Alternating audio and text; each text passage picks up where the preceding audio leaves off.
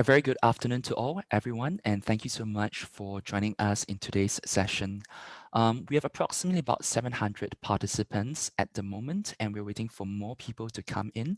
So I'll ask everyone to kindly spend probably maybe about 5 minutes to wait for more people to join before we start.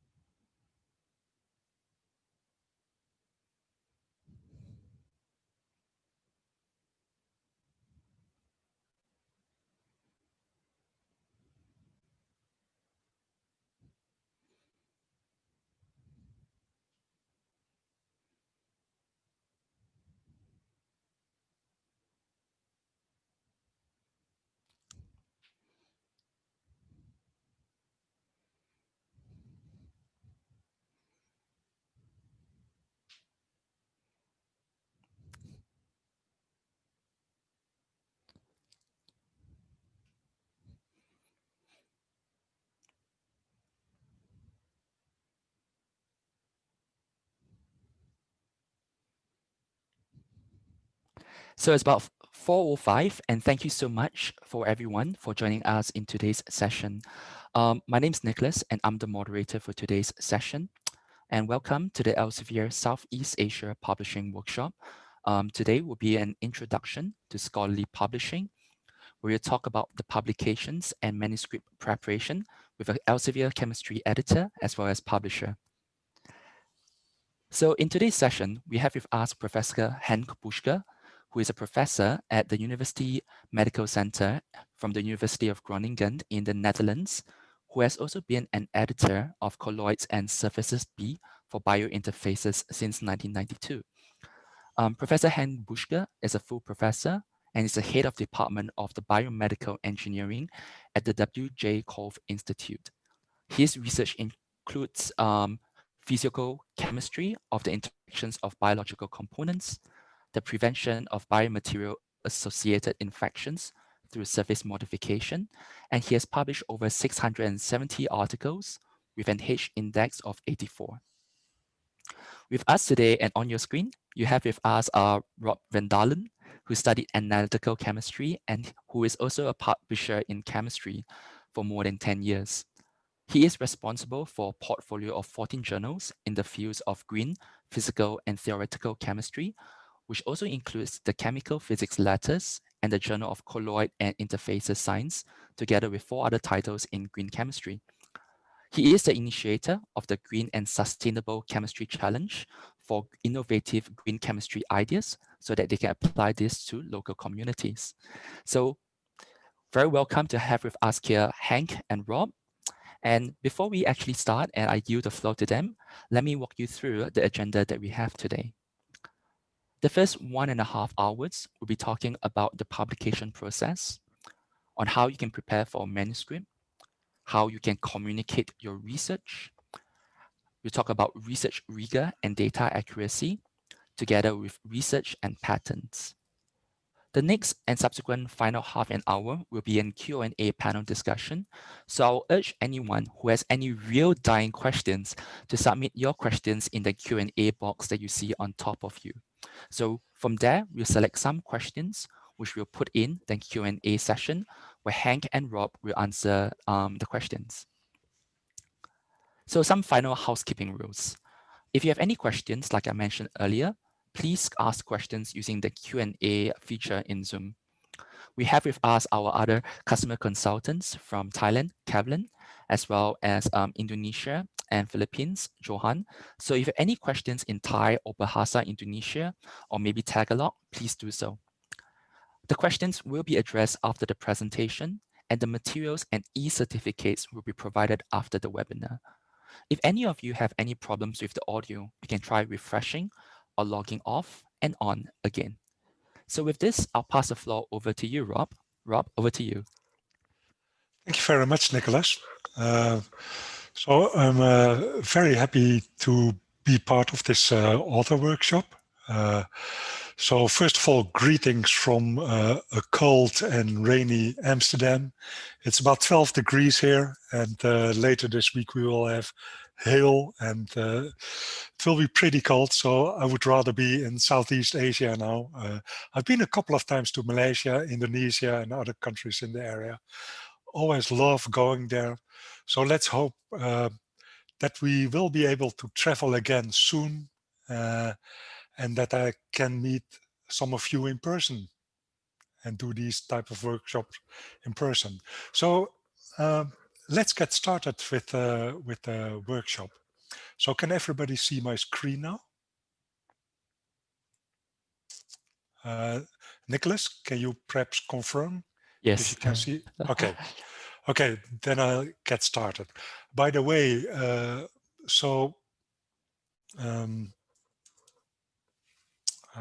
had this before. Yeah, here we are. So I'm doing this workshop together with Henk Busker. I know Henk already for quite some time. He's a very good editor. Nicholas already did a short introduction about him, so I won't do that. I will just talk a little bit about the journal. So he's editor of College of Services B for almost 30 years now. And that journal has an impact factor of almost 4.4. So it's quite a good journal. It's mainly focused on biointerfaces in colloids. And it has about 2,800 submissions per year. And Henk is handling about 400 to 500 articles per year. So he has a huge experience as an editor and in handling articles. Henk has a meeting now at this moment, but he will join us from in an hour's time, and then he will share with us his perspective, his editor's perspective of what he thinks is important in a good article. And just to add a couple of things about myself, so I've been giving these workshops in the US, Europe, China, India, Southeast Asia many times before. So this is what we're going to talk about today, a little bit about Elsevier, then manuscript preparation, the publication process, ethics and reproducibility, research communication, and then it's up to Henk with the editor's view of how to prepare a good paper. So a bit about Elsevier. Elsevier has a long history in scientific publishing. The original House of Elsevier publishing house started in 1580 already. At the University of Leiden, it was a kind of university press. And many famous authors published with Elsevier, like Galileo Galilei. Here you see on this slide a picture of his book, and Erasmus Descartes, Alexander Fleming, and Jules Verne.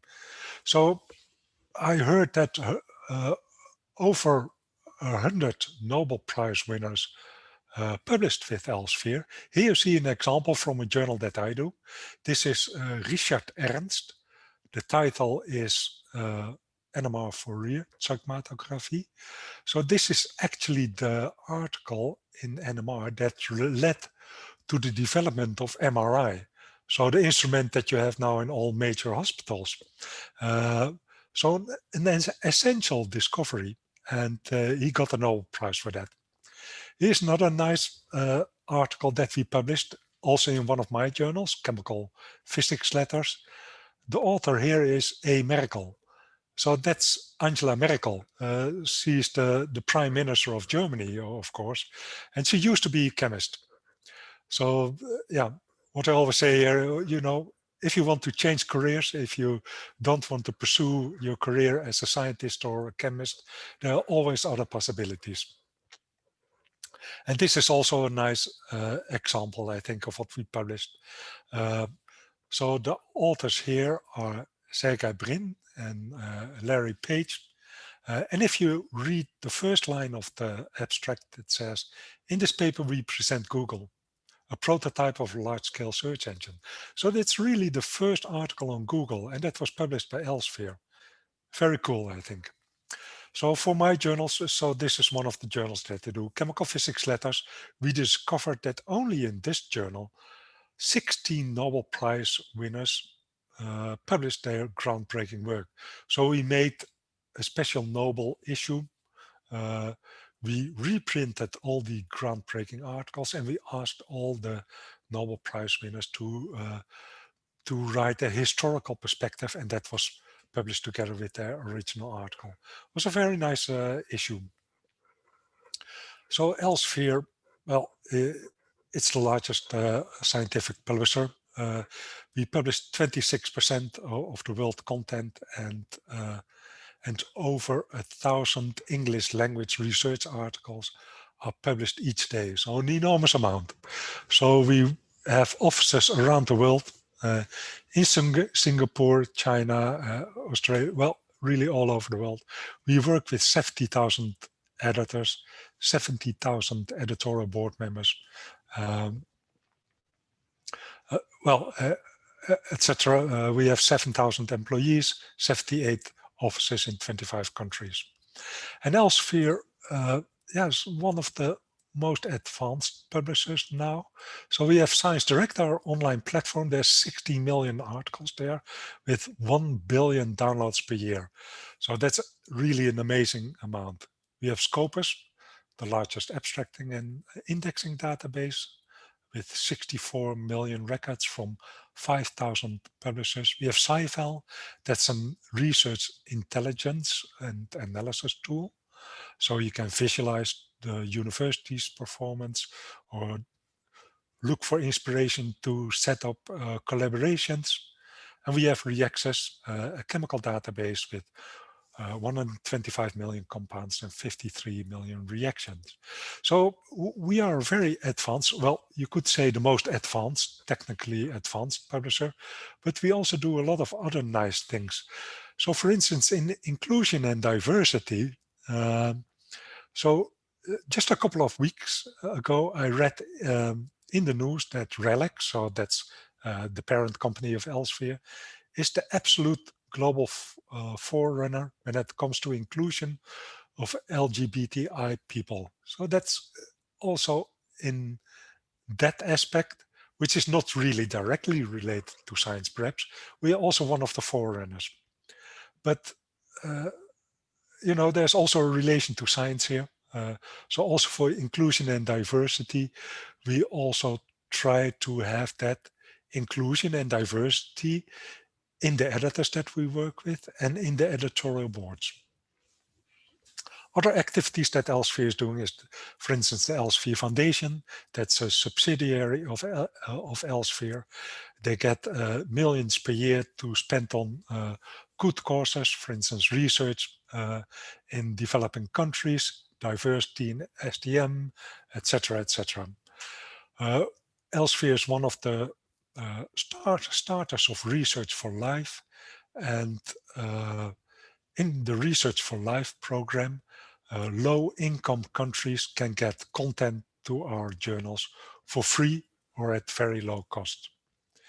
And we do a lot of analysis. We publish analysis reports for free that are available online on ScienceDirect, for instance, on sustainability science, on gender in research, and disaster science. And we have a SDG Resource Center. You probably know the 17 SDGs that have been set up by the UN about 5 years ago. So we publish all our main content related to the 17 SDGs on this resource center, and they are made open access for free.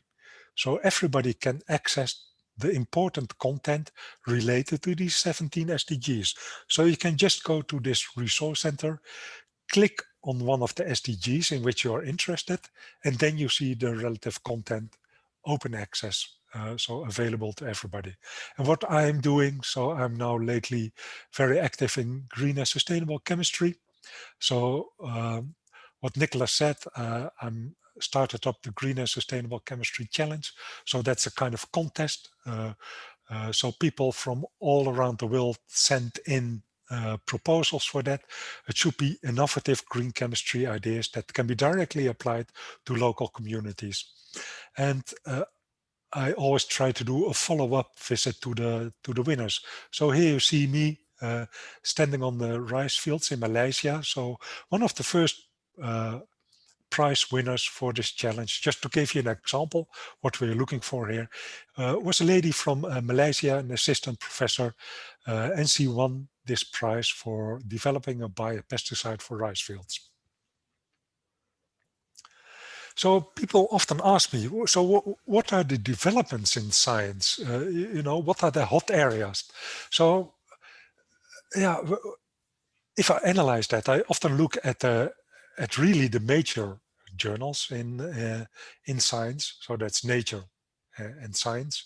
And using Scopus and another tool that we have, I did a kind of term map to see where the most cited areas are.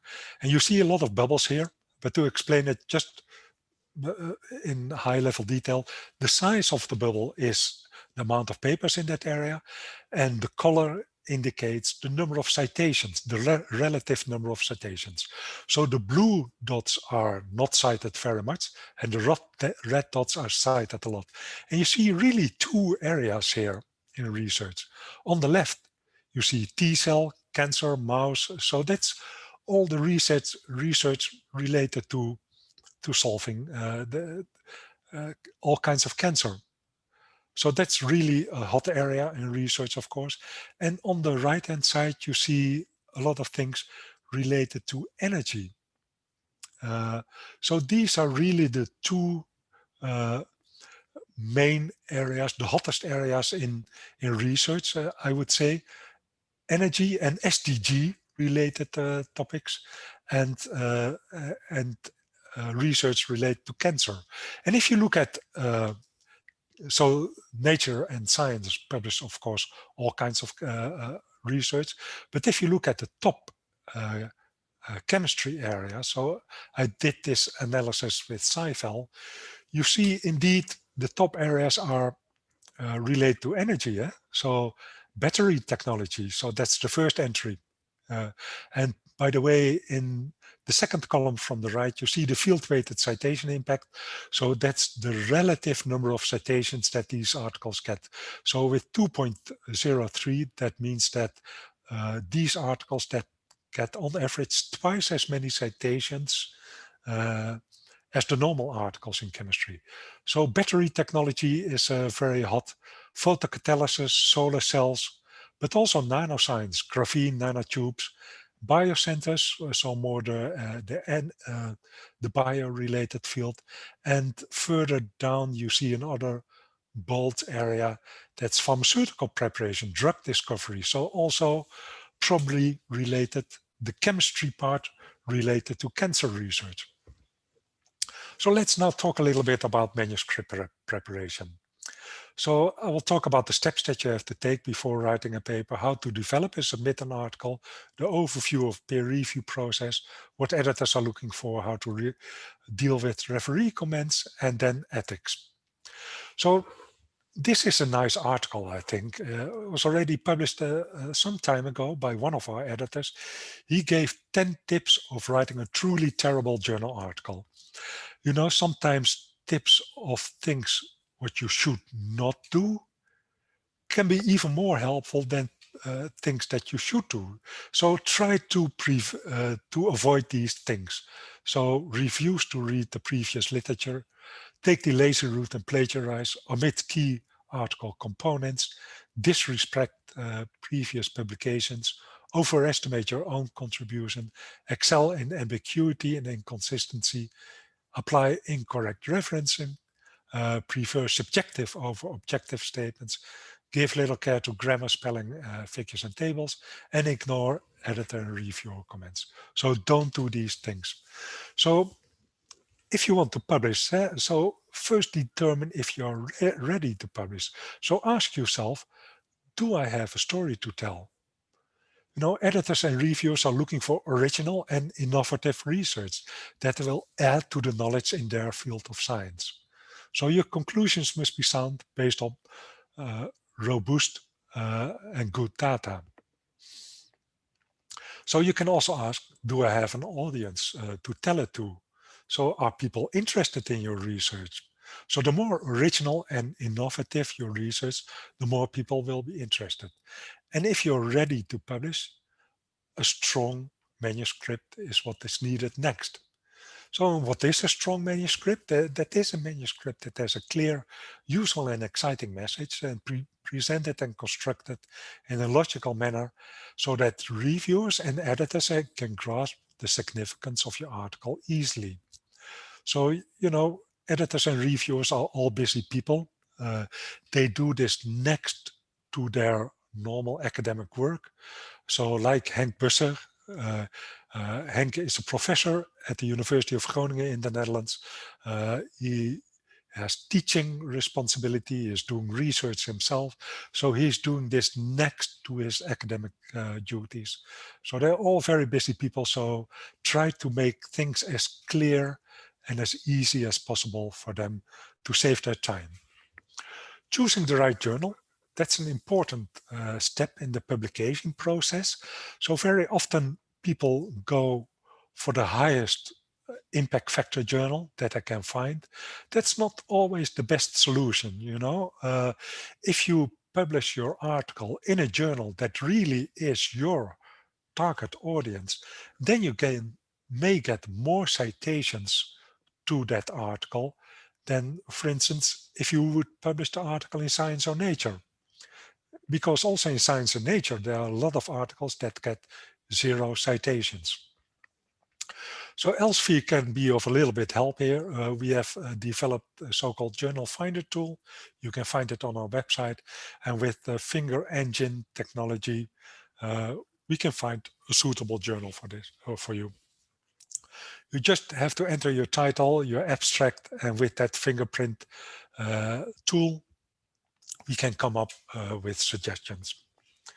Of course, if you already have an idea what would be a good journal, you can also go directly to the journal homepage of that journal. And by the way, also if the journal finder suggests a journal to you, always go to the journal homepage and double check if the journal is suitable for that.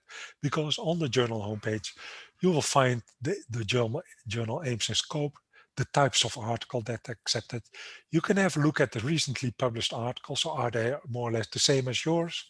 And, you know, references in your own article will often lead you to the correct journal.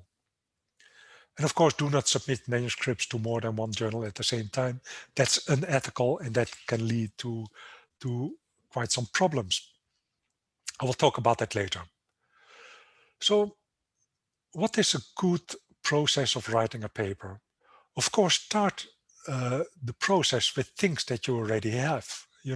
Start with the figures and tables of your research, and then prepare a very first outline, a first draft of the article. So determine what the central message is, what is the research question that you want to answer with your article, and summarize the main findings and select some references. And then write a more detailed outline in your own style, quickly, without editing, and don't care too much about language quality. Don't think for hours and hours about the grammar of sentences. Just write down your message in your own style. And then read the first draft, add notes, try to read it as a critical reader, not as the author, and ask yourself, is the message clear to any new readers?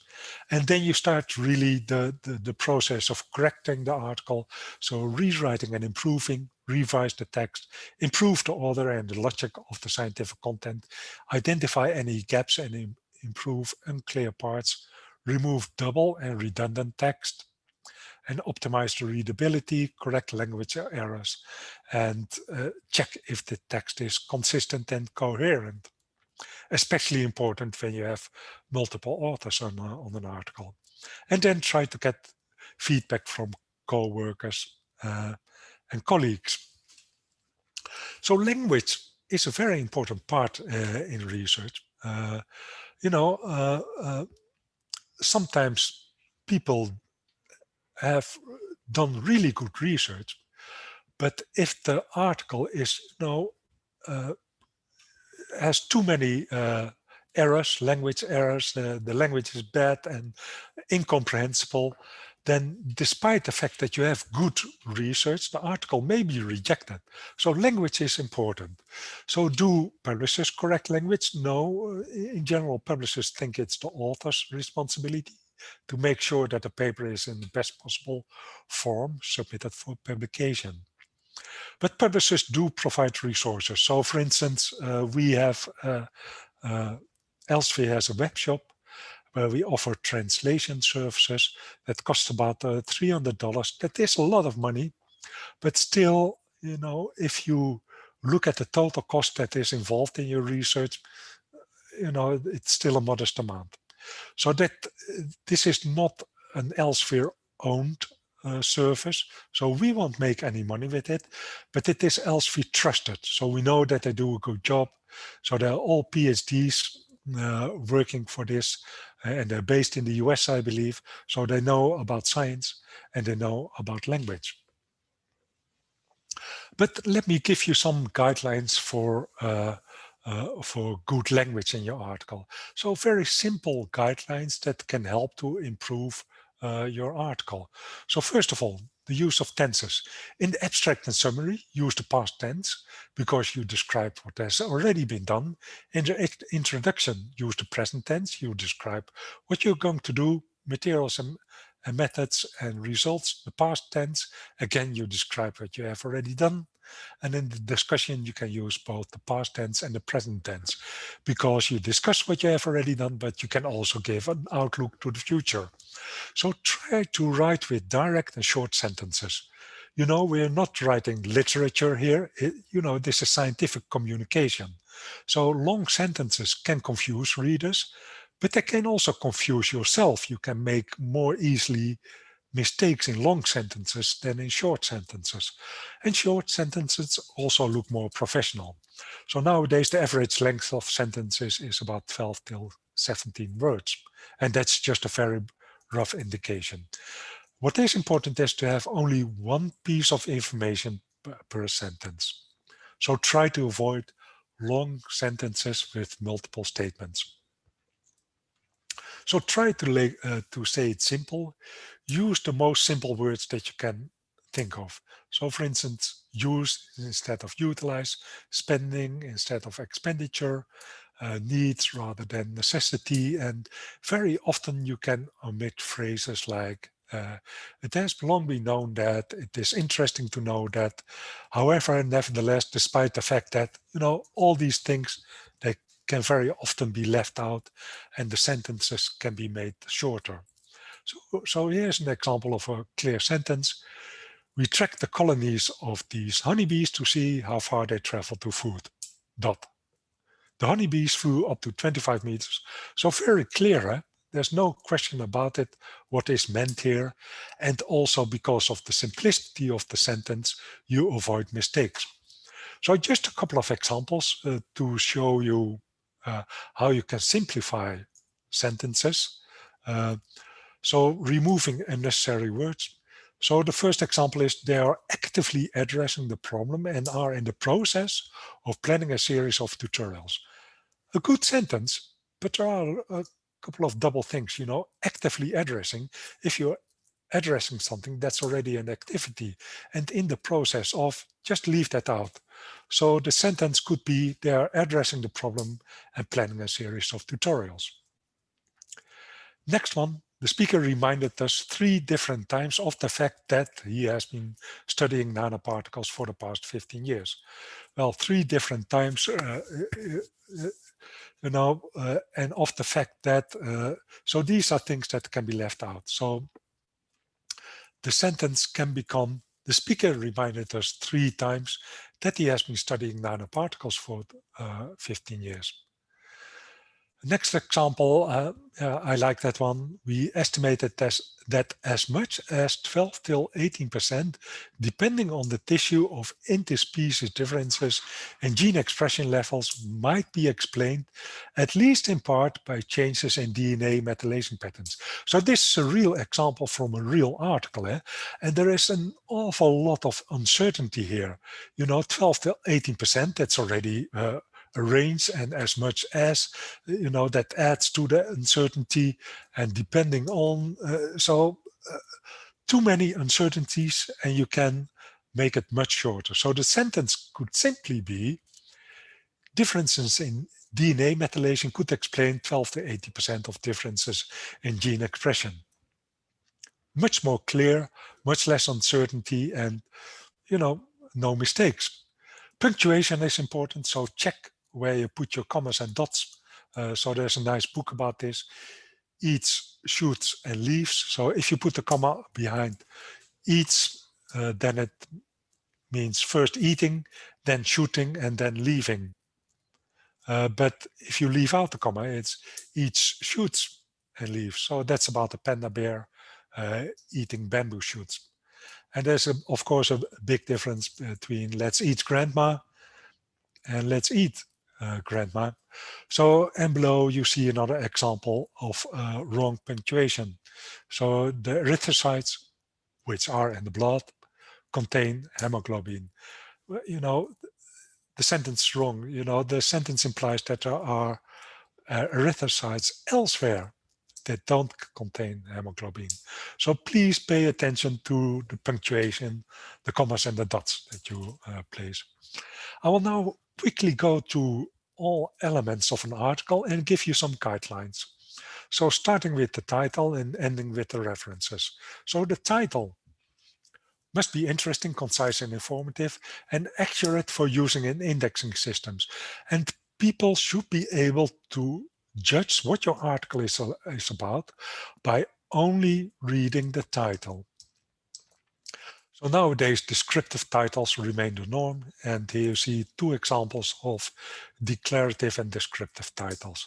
So try to delete trivial phrases like notes on or a study of course it's a study, so leave that out. And titles that end with a question mark are not often accepted. So here are a couple of, again, real life examples of titles and how they have been improved. So just to give you an idea of, how possibly to improve your own titles. So this was the original title, Preliminary Observation of the Effect of Zinc Element on the Anti-Corrosion of Zinc Plating Layer. So what's going on here? So the title is really too long. The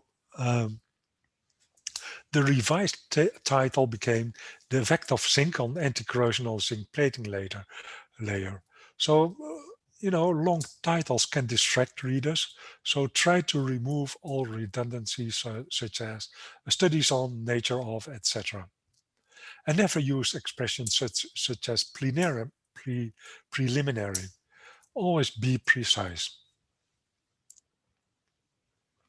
Then another example, action of antibiotics on bacteria. Well, this is a little bit too short. That can deal with anything. So the revised title became Inhibition of Growth of Mycobacterium tuberculosis of Streptomycin. So titles should be specific. So think about, how will I search for this piece of information when you design the title? And then the third example, the fabrication of carbon CDS coaxial nanofibers displaying optical and electrical properties via electrospinning carbon. So the revised title, so the language is a little bit clumsy here. So the revised title became Electrospinning of Carbon CDS Coaxial Nanofibers with Optical and Electrical Properties. So the comment of the editor here was perhaps not so friendly, but he says, the English needs help. The title is nonsense. All materials have properties of all varieties. So he says, you could examine my hair for its electrical and optical properties. So you must be specific. So I hope that these examples may be a little bit helpful in designing your title. Then after the title, the authors. So there are some general principles for authors. So first of all, the corresponding author, that's the person who conducts and or supervises the data analysis and the proper presentation and interpretation of the results. He puts together the paper and submits the paper to the journal. And that person is the first contact point for the editor, the reviewers, and the publishers to discuss the paper. Co-authors are people that make truly intellectual contribution to the data analysis, the experiments, and contribute to the data interpretation. They review each draft of the paper and must be able to present and defend the results. So abuses that should be avoided in authors is ghost authors. So leaving out authors who should be included, and gift authors, including authors when they did not contribute significantly to the article. Then the abstract. The abstract is of course freely available in electronic abstracting and indexing services like PubMed, Medline, Embase, Scopus, etc. And you can see it as the advertisement of your article. So try to make it interesting and easy to be understood without reading the whole article. It must be accurate and specific, so describe what has been done. And a clear abstract will strongly influence whether or not your work is further considered, not only by the editor and the reviewers, but also by readers, So try to keep it as brief as possible. Also check the guide for authors. Sometimes there are length restrictions for the number of words that you can use, but always list the main findings and see it as your opportunity to sell your article. So from editors, let me drink some water.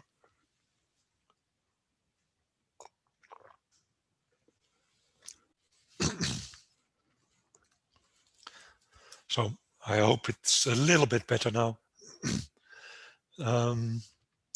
So the main elements that should always be in an abstract are the hypothesis, what's the question that you want to answer, your main findings, and a conclusion. If you have these three elements in your abstract, it cannot go wrong. Then keywords, we can be very short about that. Just check the guide for authors, how many keywords that journal wants, if they have a thesaurus, etc. So yeah, check the guide for authors. Then the introduction. Introduction is an important part of your article because they provide context to convince readers that you clearly know that your work is useful. So try to be as brief as possible, but clearly address the following points. What is the problem that you are studying? What are your aims? What is your hypothesis? And what is the significance of your work? Always describe what has been done before. So try to do a balanced literature overview. Cite a couple of the main and important works. And, try to cite only recent and relevant work. So explain in the introduction, what did you do and with what did you achieve? And try to be consistent with the nature of the journal. Then the methods, also an easy section. So there should be enough detail that other people can repeat your experiment. But if you use very well established methods, just cite that method and do not explain that method in detail again. In the results section, you list what you have done, what you have found. So use clear figures and tables to summarize the text, and do not duplicate tables and figures in the text. And what I mean here is that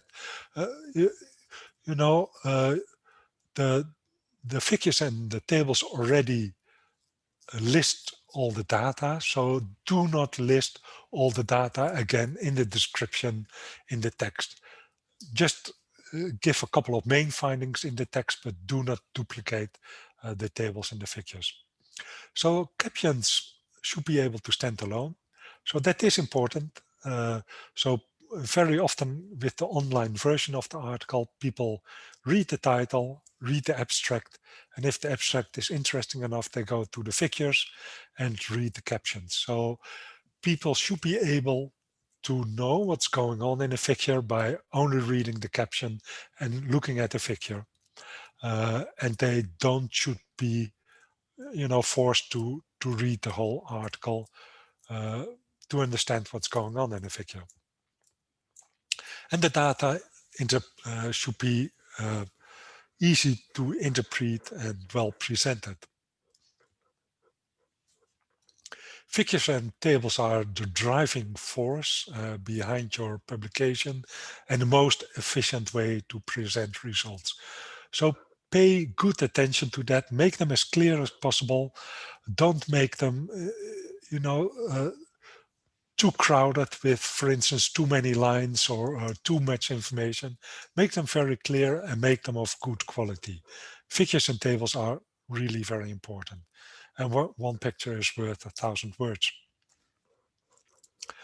In the discussion section, you describe what the results actually mean. So that makes it a very important section because here you have a chance to sell your data. So of course, make the discussion correspond to the results and do not ignore work that is in disagreement with yours. Confront it and convince the reader that you are correct or better. And also discuss the limitations and implications of your results. And you always need to compare published results with yours. Probably you're not the very first person in the world that is doing this type of research. So compare what you have found with others, place it into context. And in the conclusion, you can explain how your work advances the field of science from the present state of knowledge. So it should be clear, justify your work in the research field, and maybe suggest future experiments. So here's an example. So we have demonstrated that, blah, blah, blah. And based on these findings, etc., we assume that, and then, however, further studies are needed to determine this and this. So perfect conclusion. Then the references, of course, cite the main scientific publications on which your work is based. Do not use too many references. Also, again, check the guide for authors. Sometimes there's a restriction for the number of references. And what is important, always ensure that you have fully absorbed the material that you're referencing to and not just rely on checking experts and isolated sentences, So don't just copy a list of references from another publication or from a previous publications. And try to avoid excessive self-citations. Of course, you can cite your own work if you have done work in that field before, but not half of the references should be to your own work. And also try to avoid excessive citations and publications from the same region. Scientific research is worldwide, so also try to express that in your article. And check the guide for authors for the style of references. In the acknowledgements, you assure those who have helped you that those people are recognized. So there can be advisors, financial supporters, suppliers who may have given you material. Then a cover letter. So for a lot of journals, it's not mandatory, but still I would recommend to write a cover letter because it's your opportunity to communicate directly to an editor of the journal. So you can explain in your cover letter what makes your research important and special to the journal, why it should be published. And you can also note special requirements, reviewers that may be invited or certain conflicts of interest. Conflicts of interest, we're going to talk about that later. So here's an example of a cover letter. So before you submit an article, check the manuscript as thoroughly as possible before submission and ask colleagues and supervisors to review your manuscript. Submit your manuscript with a cover letter and then wait for a response.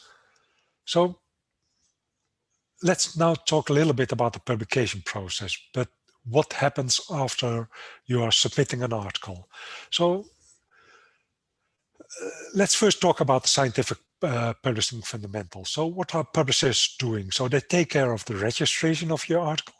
So that's the timestamp, the official publication of the article in a journal, the certification of your article. So that's the peer review process to ensure the validity and integrity of the research. Dissemination, provide a platform where others can read it. So for us that's Science Direct. Preservation, so preserving the minutes of the record for the far future. So we store electronic copies of the articles around the world to make sure that they will be preserved for the future. So peer review, that's of course the essential filter to separate science from speculation and to determine the scientific quality. So it helps to determine the validity, significance, and originality of the research. And it helps to improve the quality of the papers. Sometimes comments from the reviewers can really help to improve your article. So publishers have been doing peer review for over 300 years. So they have set up the systems for peer review and they bear the costs for that. But it is important to note that publishers really stand outside the decision process. So if an editor decides to reject or accept an article, we won't interfere with that decision. So here you see the peer review process. So it starts on the top left-hand side with the author submitting a paper, goes to an editor. The editor checks if the basic requirements are met. Is the article complete? Is the language good? Is it of sufficient quality? Does it belong in this journal? If not, then it can be directly rejected. If yes, then the editor will assign reviewers. Those are external experts. They review the article, give their recommendation back to the editor, and based on that, the editor can either reject the article, accept it, or send, what very often happens, send it for revision back to the author, and then the cycle starts again. So, what are editors, what are we looking for in submissions? So we first check the the ethics aspect. So all articles, I will talk about that later. So all articles are automatically checked for plagiarism. So based on that automatic check, if there is enough plagiarism, too much plagiarism, too much copying from other articles, then the article can be rejected.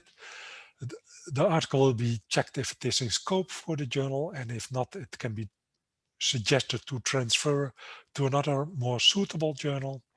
The quality will be checked. If the quality is not enough, it may be transferred to another journal that has maybe slightly lower quality threshold. But if these 3 hurdles are taken, then it will be sent out for peer review. So if you get a revision back from the editor, it can be major or minor revision. Major revision means that the manuscript may finally be published in the journal, but there are significant deficiencies that must be corrected before acceptance. So that can even involve additional experiments. And minor revision means that, basically the article is worth of being published, but there are some elements that have to improve. And by the way, minor revision is not a guarantee that the article will be published. So really pay good attention to what the referees have said, what the editor has sent to you, and prepare a detailed response letter. Because if you are in this stage of getting published, you are very close to the actual publication of your article. And it would be a pity if you don't pay attention to this stage in the publication process, and that your article will be rejected because of that. So prepare a detailed response letter to the editor and copy and paste each review comment and type your response below it. So in that way, the editor can clearly see what you have done to answer the questions of the reviewers. So state specifically which changes you have made to the manuscript, include page lines and numbers if required. And do not use statements like comment accepted, discussion changed accordingly. Then nobody knows what you have done. So if you are not in agreement with the reviewer comments, that can of course happen. Reviewers, we are all human. So reviewers can also be wrong. So try to write a convincing, solid, and polite scientific rebuttal when you feel that the reviewer is wrong.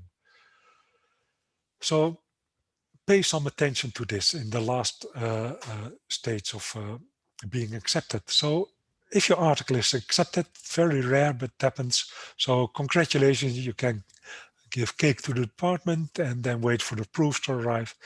Very often articles are rejected. So the probability is 40 to 90% for some articles like journals like Cell and The Lancet. The rejection rates are awfully high. So do not despair. It happens really to everybody. So try to understand why the article has been rejected. Look at the reviewer comments, be self-critical, and submit to another journal or resubmit to the same journal if there is a possibility for that. So here's a list of things that can lead to acceptance. It's also from one of our editors. So attention to details, check and double check your work, consider the reviewer comments. English must be as good as possible. Presentation is important. Take your time with the revision. Acknowledge those who have helped you. The article should be new, originally, and previously unpublished. Critically evaluate your own manuscript, and ethical rules must be obeyed. So now that we are talking about ethics, some more details about that. So we see more and more issues with ethics in publishing. So it can be fabrication, falsification, and plagiarism. So fabrication is making up research data. Falsification is manipulating research data. So that can start very small by just removing some outliers in your research. So don't start on that. You always report what you have found. And plagiarism, that can take many forms, by just copying a sentence or copying complete paragraphs or figures from other publications. And of course, if you see a perfect sentence that you want to reuse, you can do that. But then make it clear that it is from another article. So say, for instance, Jones and Jones said that, and then in brackets, reuse that sentence. And then it's clear that's from another publication. And if you want to reuse figures from other publications, that's also fine, but always be sure that you have permission to do that. So we'll also talk a little bit about conflicts of interest, author issues, duplicate publications, peer review publications, and sharing guidelines. So ethics, that's also a responsibility of the publishing house. So we do whatever we can to safeguard the quality and integrity of the content that we publish. So we want to have the best possible editors, the best possible reviewers, and we develop tools to detect plagiarism, etc.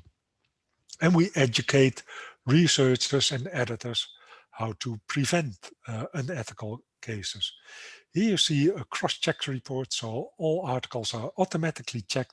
Editors see these reports, and with these color codings, they can easily see from which a sentence has been, from which source the sentence has been copied. And if there is a lot of copying from only a few sources, then the article may be rejected. So conflicts of interest can take many sources, can take many forms.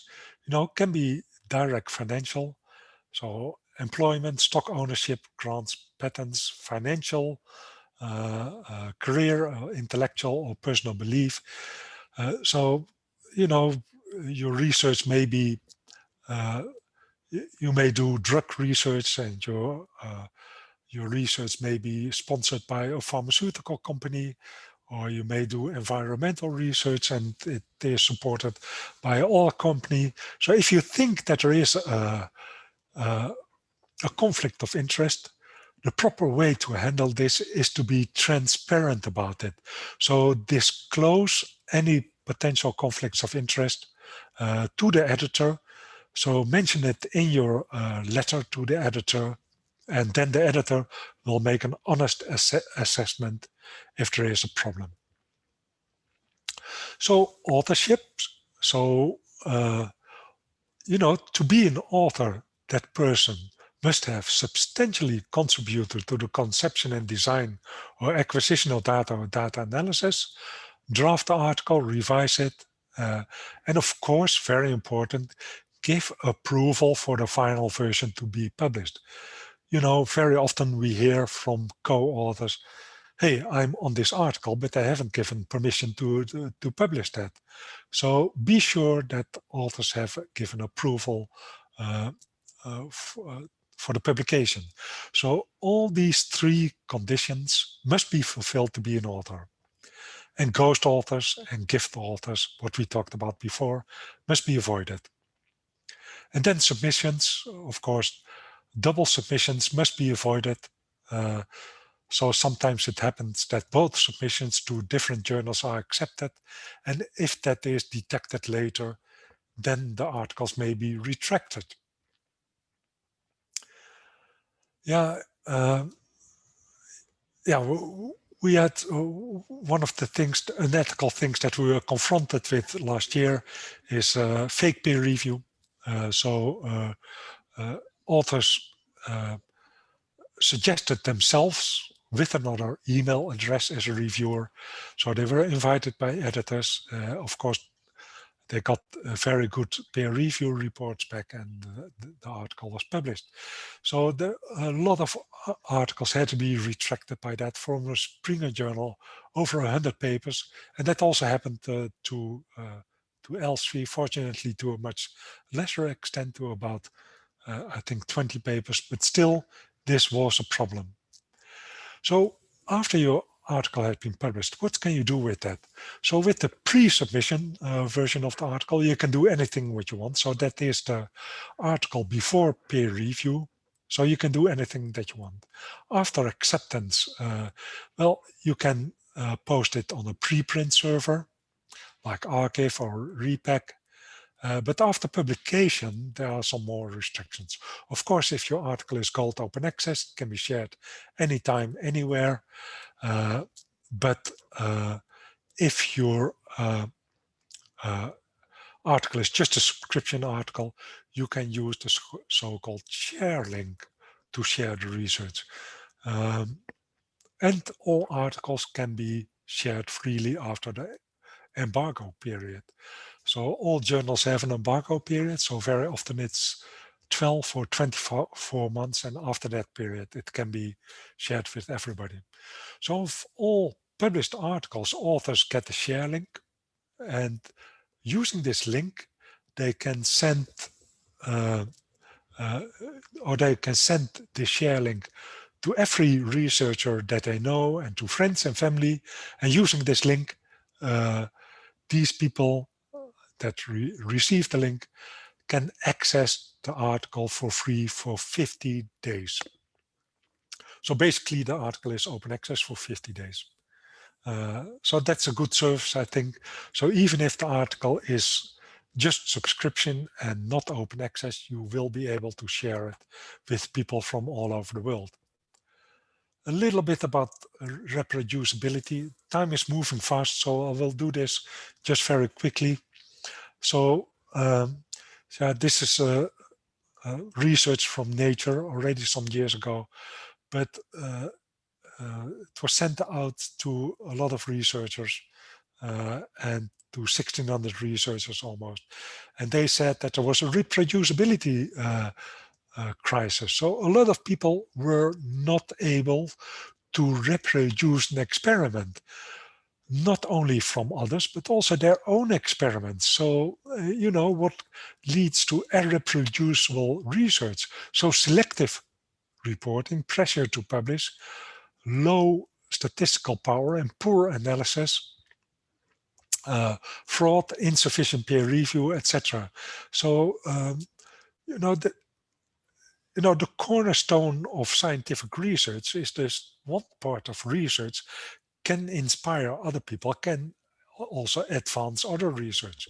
So it is very important to do, these blue bars on the right. So better understanding of statistics, better mentoring and supervision. So there is a job for the professors there, more robust design of the experiments, better teaching, but also, there's a job for us doing better peer review. So this whole all these steps that we discussed, so preserve and store information, making information accessible, discoverable, and citable, make them trusted, so peer-reviewed, reproducible, reusable, that all lead to the top of this period to successful data that can really help to advance science. I don't have a lot of time left, but just a little bit about research communication.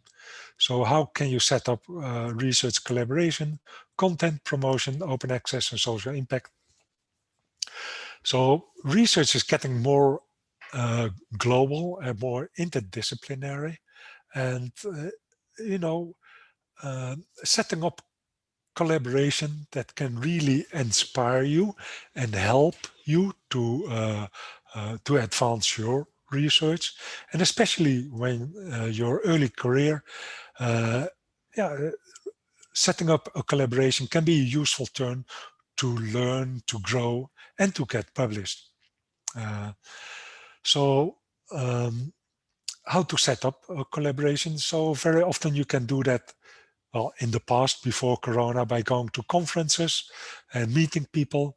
But now often conferences are, if they're not being organized in person, they're held virtually. And also in a virtual conference, you can interact with people, but also you can interact with people on social media, or you can do a search, for instance, in Scopus related to your own research and see who is doing similar research and try to contact these people. So what is interesting to note from Scopus, we see that international collaborations are cited much better than only local collaborations or only collaborations within a university. So also for the quality of research, international collaborations are better. And here are some guidelines for collaboration. So have patience, make it formal. So set up guidelines, agree on the deliverables, be responsible, have a division of responsibility, and follow the schedule. So promoting your research. So after your article is published, it's important to, of course, articles are published for us on Science Direct, and you saw that it has 1 billion downloads, so there's a huge audience there, and it's also on Scopus and other indexing services. But you can also, in addition to that, share your research on social networks, for instance, scholarly collaboration networks on Mendeley. You can choose to have your article open access. You can use the share links that I talk about it. You can go to how can I share it with some guidelines, and you can make a lay summary so that your article may be used in non-scientific news outlets. Then open access. Well, there are two types of open access, gold open access and green open access. So with gold open access, the final version of the article is available to everybody in the world immediately. The cost of publishing open access is paid by a funding body or the author. Green open access is that the article is available in a preprint server or available after the embargo period. So Elsevier has about 300 fully gold open access journals and 1900 hybrid journals, so articles that publish both subscription and open access. So the APC, the article publication charges range from $150 to $6,000. So that depends on the quality of the journal. So for instance, for Cell or the Lancet, I believe you have to pay $5,000 or $6,000 to make your article open access.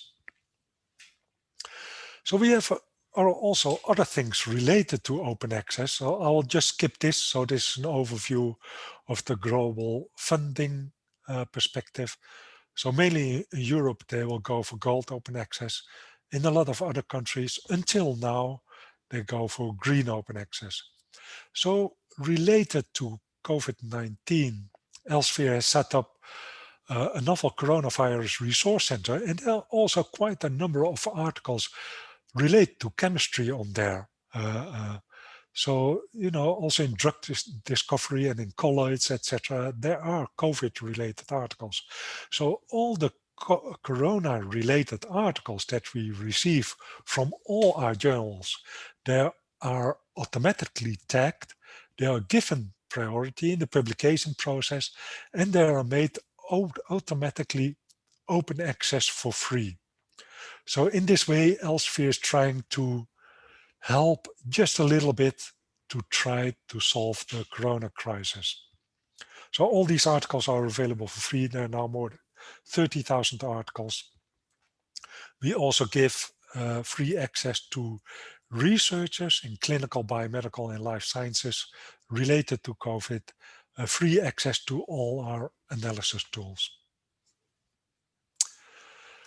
So these are the last slides. So if you want to know more about, research preparation, writing for research, publication process, navigation to peer review, etc., you can go to our Researcher Academy.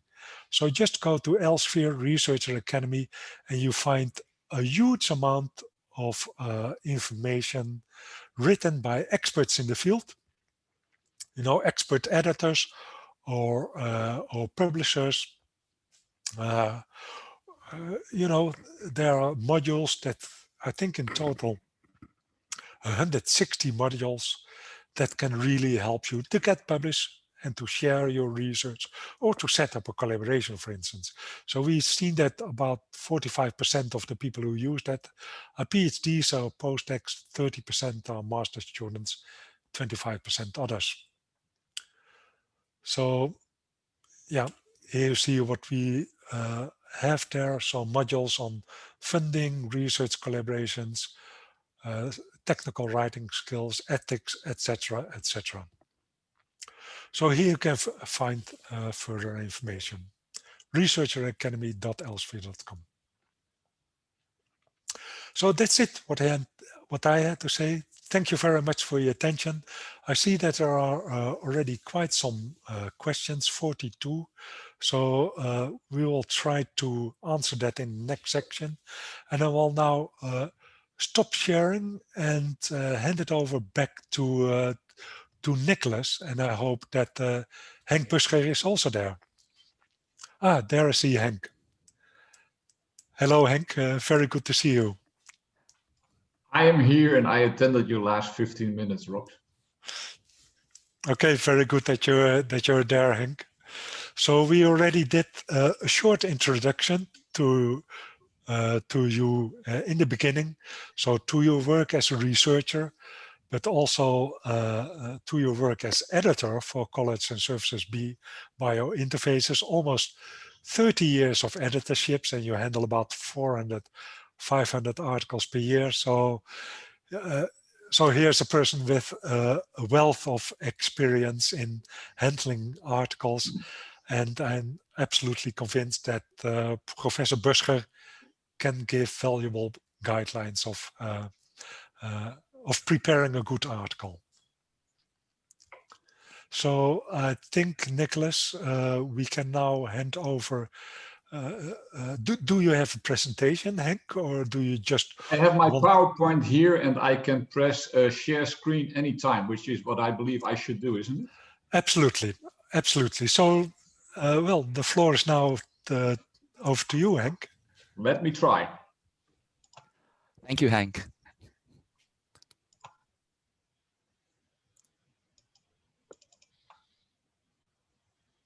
So do you see my screen now? Yes, I can see it, Henk. Thank you. Go ahead. And this is the way for me to continue? Yes, maybe you can make it in the presentation mode. So yes, full screen.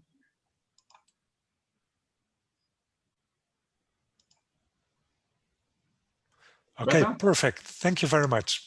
Okay. Well, as you can all hear, I'm not very experienced in giving video conferences. This is actually the first time I do it because I have no idea whether I can bring up my initial enthusiasm that I always have talking to a screen, but we will try. Rob and I gave various presentations together and we actually shared slides, and the part that I attended that Rob was giving, I already noticed that there is a little bit of overlap in slides, but it will be a different presentation.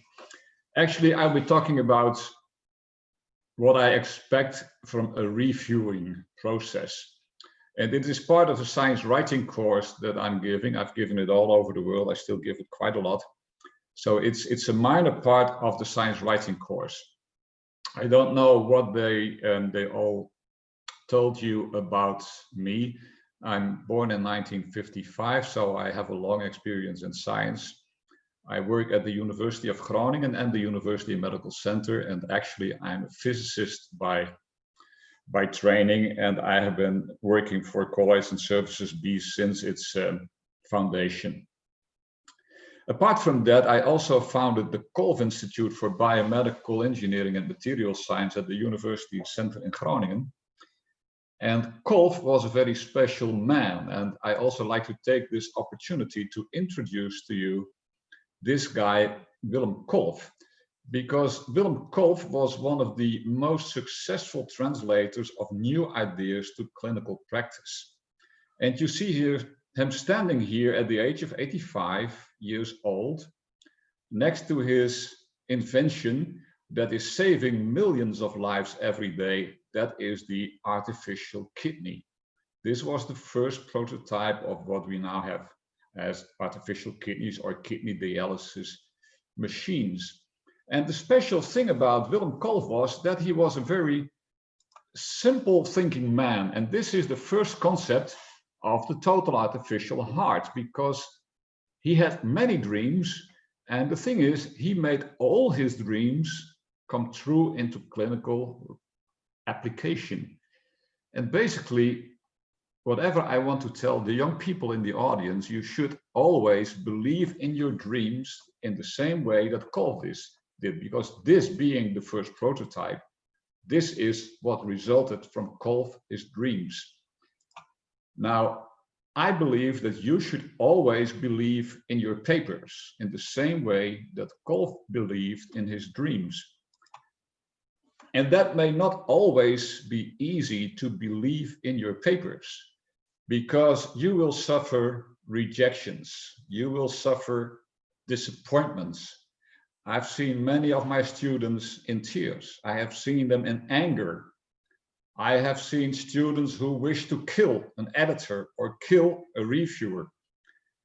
And publishing papers gives a lot of emotions. But I want to comfort you a little bit by telling you, you are not unique, and everybody has suffered rejection.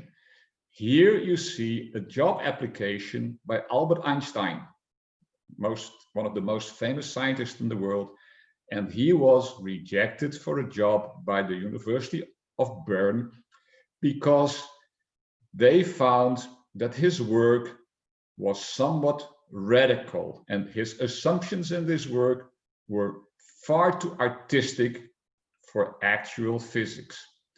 So what I advise to you, if you have a paper and you believe in your work, continue believing in your work despite all these rejections. Now, this stupid peer reviewing process, which we sometimes hate as authors, is absolutely needed, because modern science builds on peer review. It improves the quality of the literature. It ensures acknowledgement to previous work. It determines the importance of findings, and it assesses originality and ethics. It's absolutely important. Now, here is the scheme, and I took this from Rob, and I'm not sure whether he showed it. I'm working here as an editor, so I do everything that comes before the reviewing. Basically, I'm completely in charge of your manuscript, because I decide whether I'm going to take it into account or not. I decide whether it's going to send out for review or not, and I decide whether eventually I'm pleased with the reviewer's comments and accept your manuscript or still reject it. So I'm here, and you as a potential reviewer are here, but we are both essential to the process. Although we also must realize that peer review has not always been an accepted standard. And here is our famous Albert Einstein again.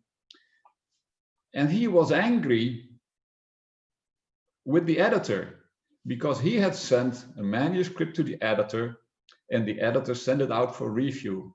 And Einstein said, I never allowed you to do that. I want my manuscript back and I will send it elsewhere. Peer review has not always been the accepted standard, and it is a flawed system in a way as well. But we don't have any alternatives. So reviewing is a must. It is not something that you should do, it is something that you must do. And there are a lot of things in this world that you must do or must not do. And the big difference is between should and must is that you don't have a choice. If you should, you still have a choice. If you participate in science, you have to participate in reviewing. Simply because if you don't, the system collapses. And let me illustrate that. If you were a real audience, I would ask you to raise your hands. How many papers do you submit a year? And how many papers do you actually review? It's a very simple thing. If you would submit 10 papers a year, which you will probably not as a PhD student, but as a supervisor you would, you put on average, let's say 4 reviewers to work for your paper. You put 1 editor to work. So for your paper, you put 5 other people to work. That means that you have the obligation, in my opinion, to review at least 50 papers a year, simply because you submit 5. If you don't, the system collapses. And the system is already collapsing because it is very important to find good reviewers. And I want to make a point that why some journals actually invite more than 3 or 5 reviewers to reach a decision. It's an overheated system. And do we really need more than 2 rounds of reviewing to reach a decision, or should an editor take his responsibility? And is it really necessary that all reviewers are always unanimous before an editor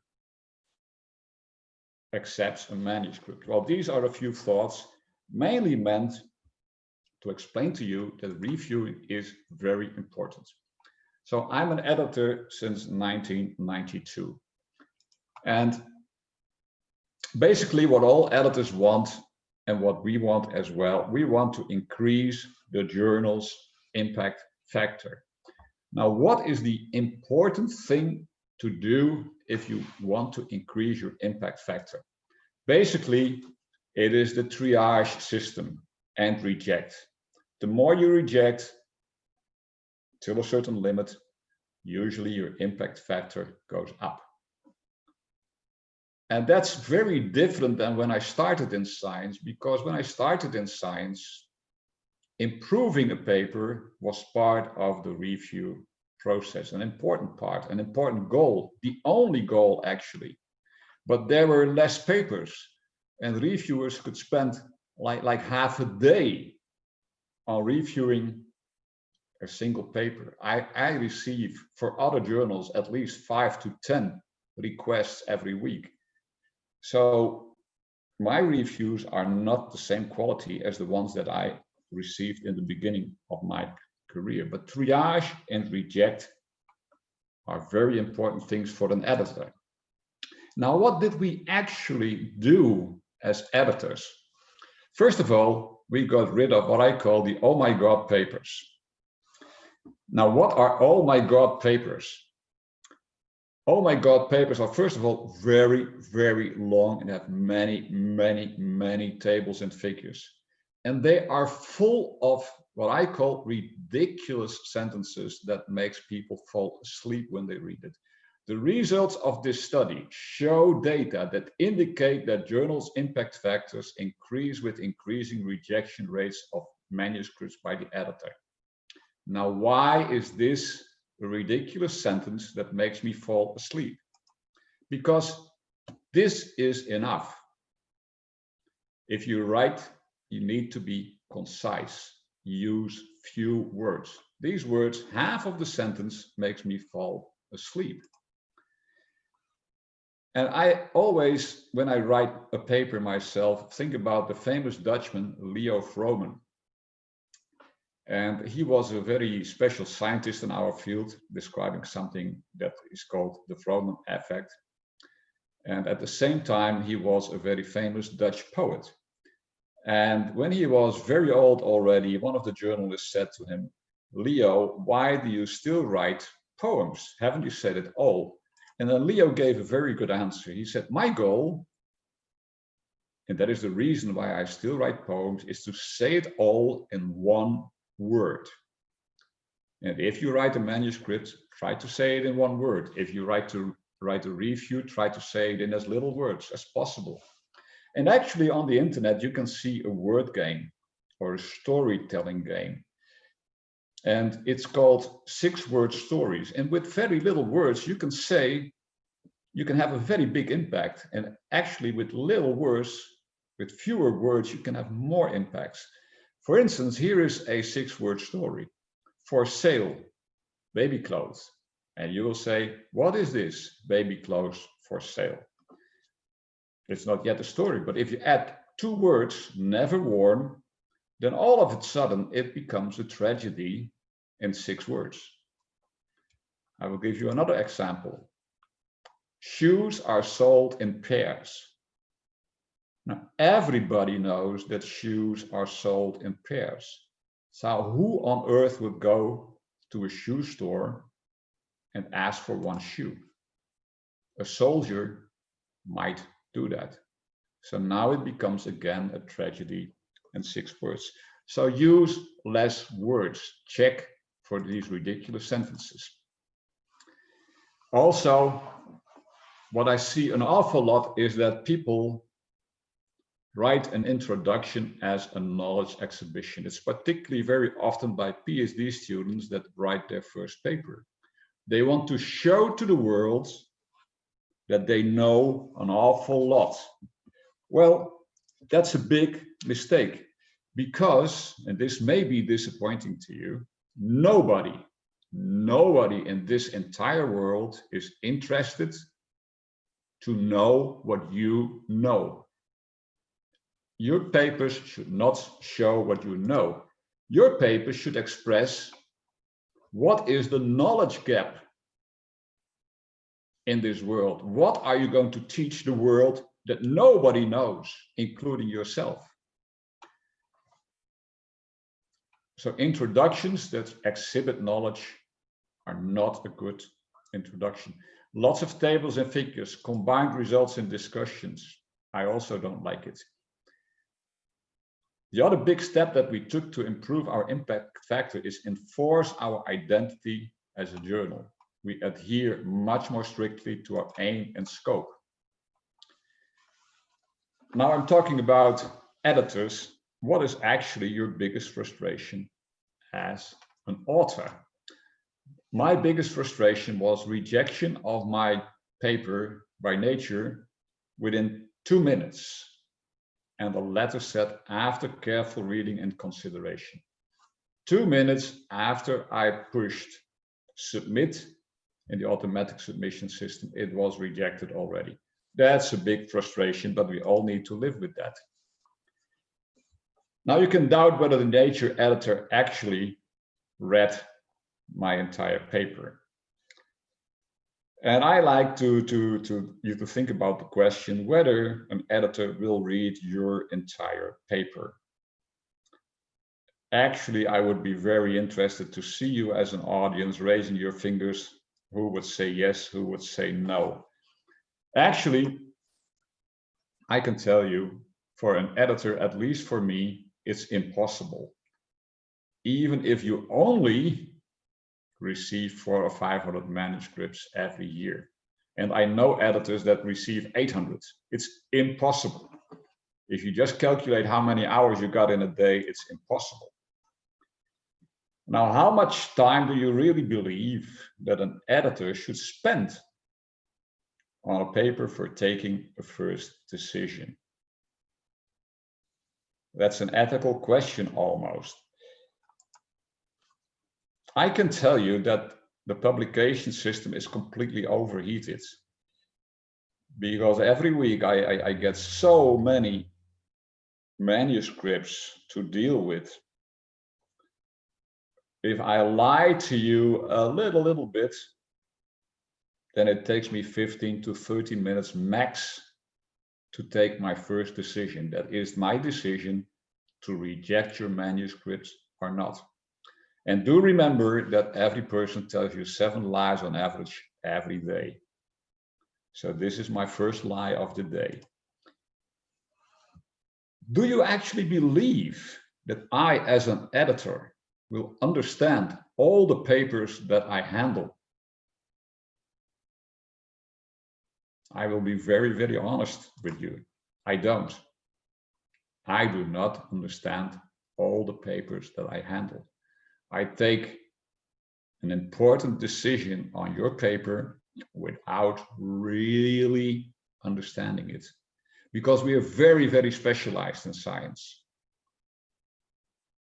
And basically, we would need topic editors for every paper.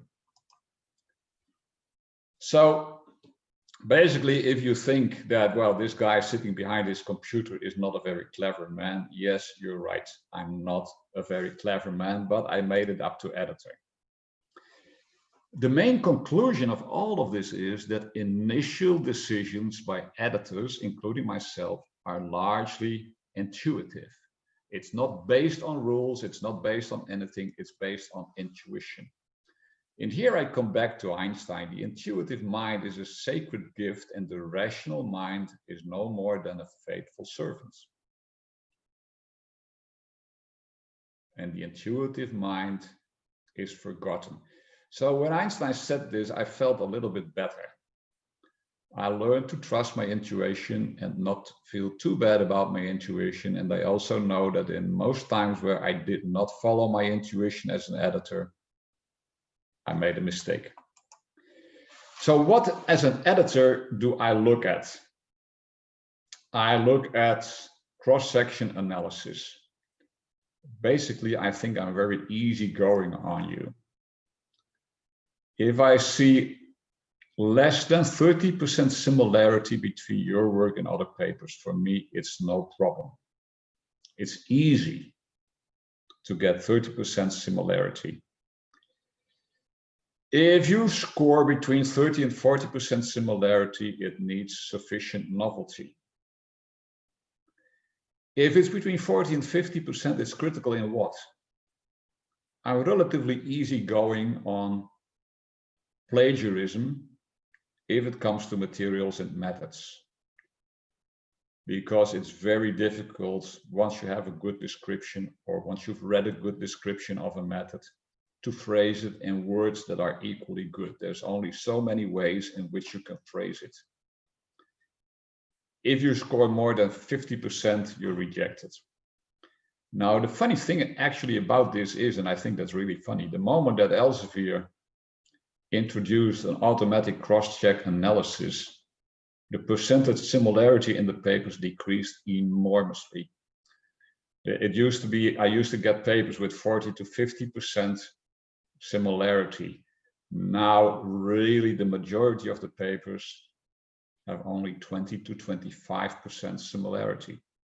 And that's amazing, because simply by introducing the system, we seem to have solved a lot of the problems.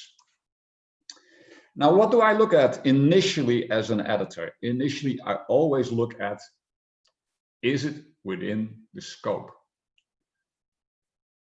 And I'm amazed how many people don't even read the author's instructions of a journal. Our author instructions clearly indicate which the criteria are based on which we take our decision to take a paper into account. We are devoted to fundamental and applied research on colloid and interfacial phenomena. We are not a histology journal. We are not a microbiological journal. We have several keywords in our scope. So I look as an editor, is this paper, this manuscript within our scope? If not, I reject it. I also look at the title. Do I really understand what the paper will be about? It should be informative. It should appeal to a large group of readers. And if not, I reject your paper. Just to give you a single example of a title, this title would never pass my editorial desk, because really, I'm not a very clever guy. I have no idea what this paper is going to be about. This is a bad title, and I don't want to accept papers with bad titles. The other thing that I look at is the abstract. Actually, for me, the abstract is the most important criterion for judging whether I take your paper into account or not? Is it in line with the title? Does it indicate a general significance, or does it simply start, we measured blah, blah, blah? No, why is blah, blah, blah important? Why is it of general significance? Does it have an aim? Does your study have an aim? Does your abstract tell me your aim? Do you describe your results? Does your abstract have a conclusion? Do you place your conclusion in a broader perspective? And do you use all the words that you offer? If I get an abstract with 50 words, then I know it has been rejected by nature before. And I don't like to be second choice. I know Elsevier has the system, your paper, your choice, but I want you to spend a little effort on your paper before you send it to my journal. I don't want you to play pinball with journals. And these criteria are very, very simple. And if you read them, you will say, I know, of course I know. But you would be amazed by the number of abstracts that I get that do not meet these simple criteria. And then you are simply rejected by me as an editor. I also have a superficial look at the introduction. It should not be about what you know. It should identify knowledge gaps. It should explain the reason why we need that knowledge that your paper is providing. What will your paper yield to fill that gap? And your paper needs a clear aim. Now, a very bad aim that I always reject is to make an inventory of journals' rejection rates by editors.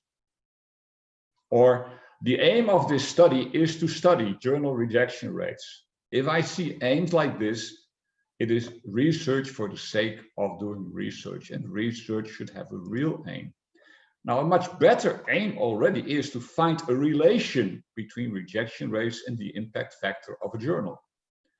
Find a relation refers to an intellectual process, a scientific process that may or may not reveal a mechanism.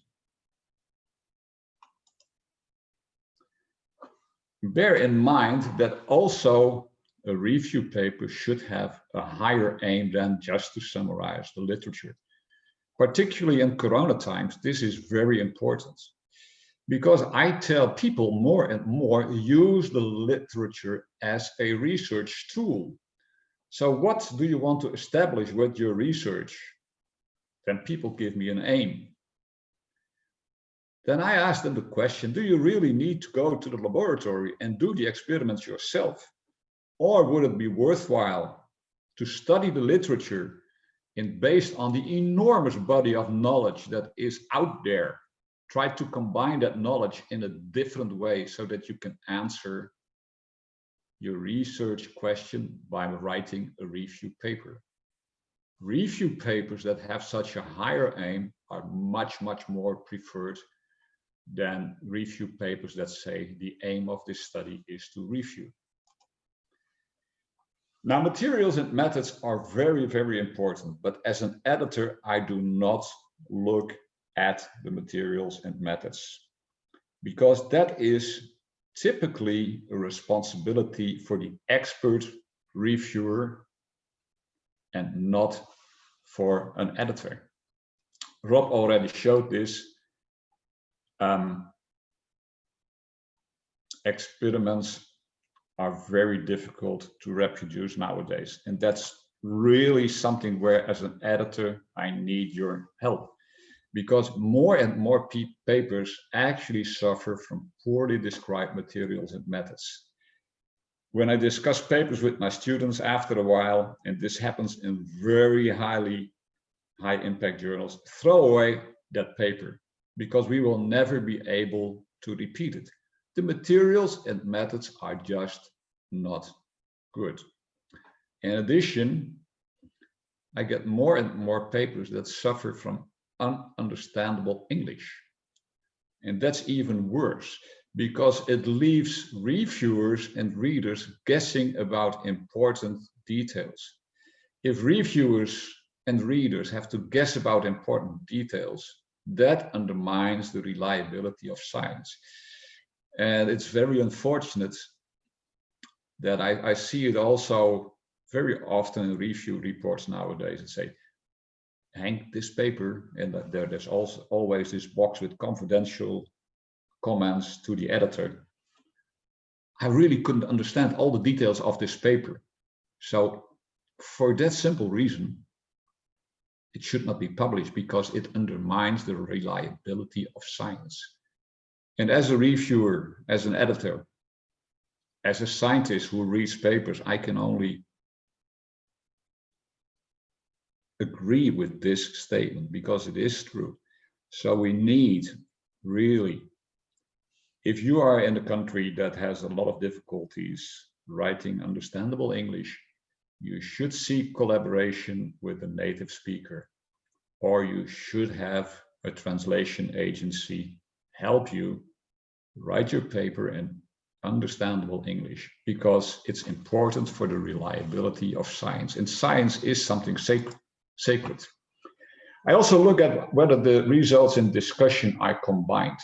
Personally, I do not like that at all, because usually authors that combine results and discussion, they have a lot of data and they have no idea what to do with them, or they have very little data and they put them in a big cloud of words and literature considerations. And that means that I cannot see what is new. What have you actually done? What are your own results? And I cannot really see how it fits in and forwards the field, which is typically what should be written in the discussion. Very important.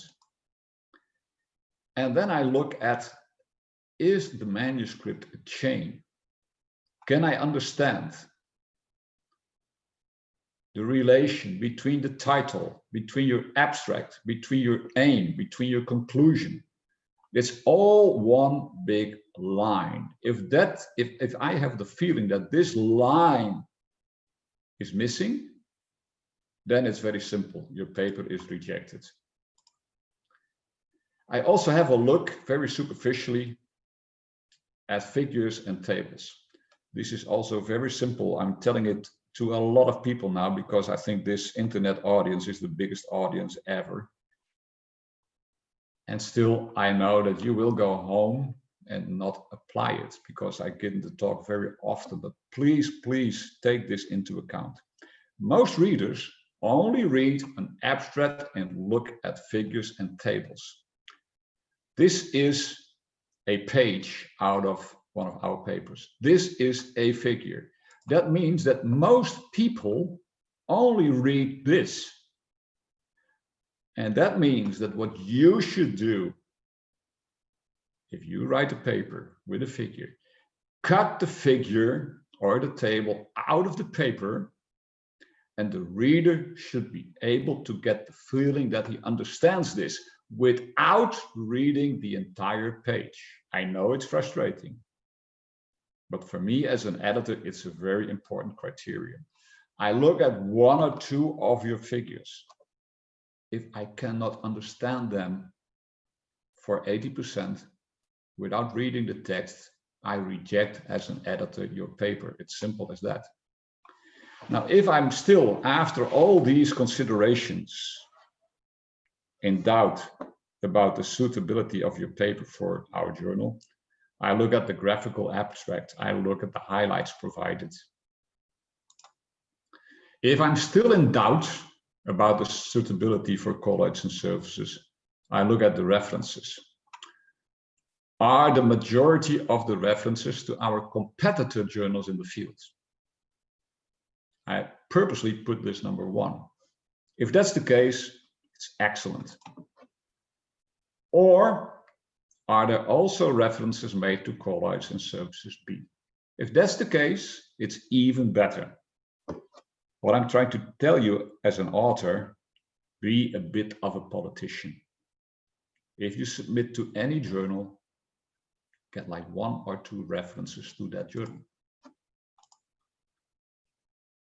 here it's an example. If I see that there's a paper submitted, if this is a paper that I would have had to judge, if I see that there's a submission to Elsevier, I see there's a submission, there's a reference to CallServe A, well, I get the feeling that this paper might indeed be suitable for CallServe B. If still in doubt, I consult the cover letter, but I never base my decision solely on a cover letter. Now, it may be different with Science and Nature that only take 2 minutes per decision.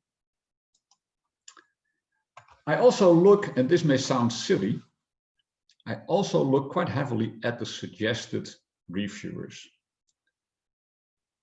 I want to see an international spread of authoritative and active reviewers. A paper that was submitted from the University Medical Center Groningen that only lists reviewers from the University Medical Center Groningen, that's bad. A paper by US authors with only US reviewers suggested, that is bad. Reviewers suggested without sufficient detail is bad. That's why we now do reviewer registration.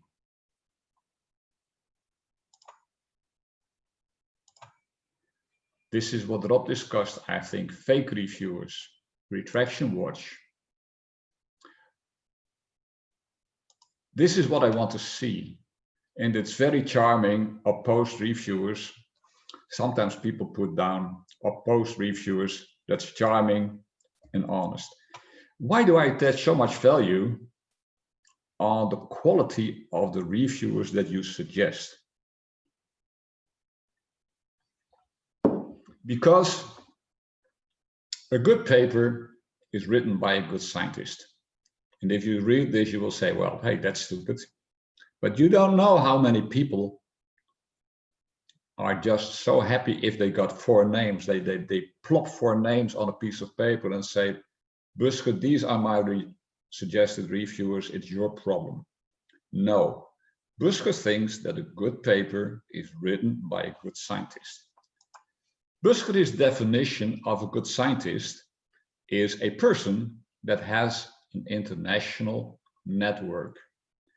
If you don't have, or your supervisor, a good international network, you are not a good scientist. If you're not a good scientist, you cannot write a good paper. If you cannot write a good paper, your paper is rejected. So, the conclusion, a good scientist can thus suggest an international spread of good, interested scientists as potential reviewers. And actually, you can do it better than I can find them as an editor. Elsevier has a lot of tools, but you should have the network.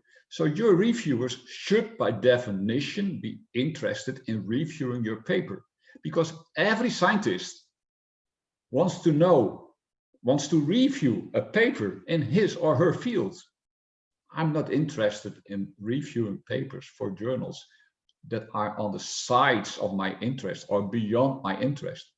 But if it's a paper that is in my mainstream interest, I have to read it anyway, so why not review it? So if you cannot suggest me 4 people who are willing to review your paper, it's probably not a good paper. So you better pay attention to suggesting good reviewers. Now, what makes a good review? An objective, thorough, and comprehensive report. Well-founded comments and suggestions for authors. Constructive criticism. Clear recommendations. This is a funny one.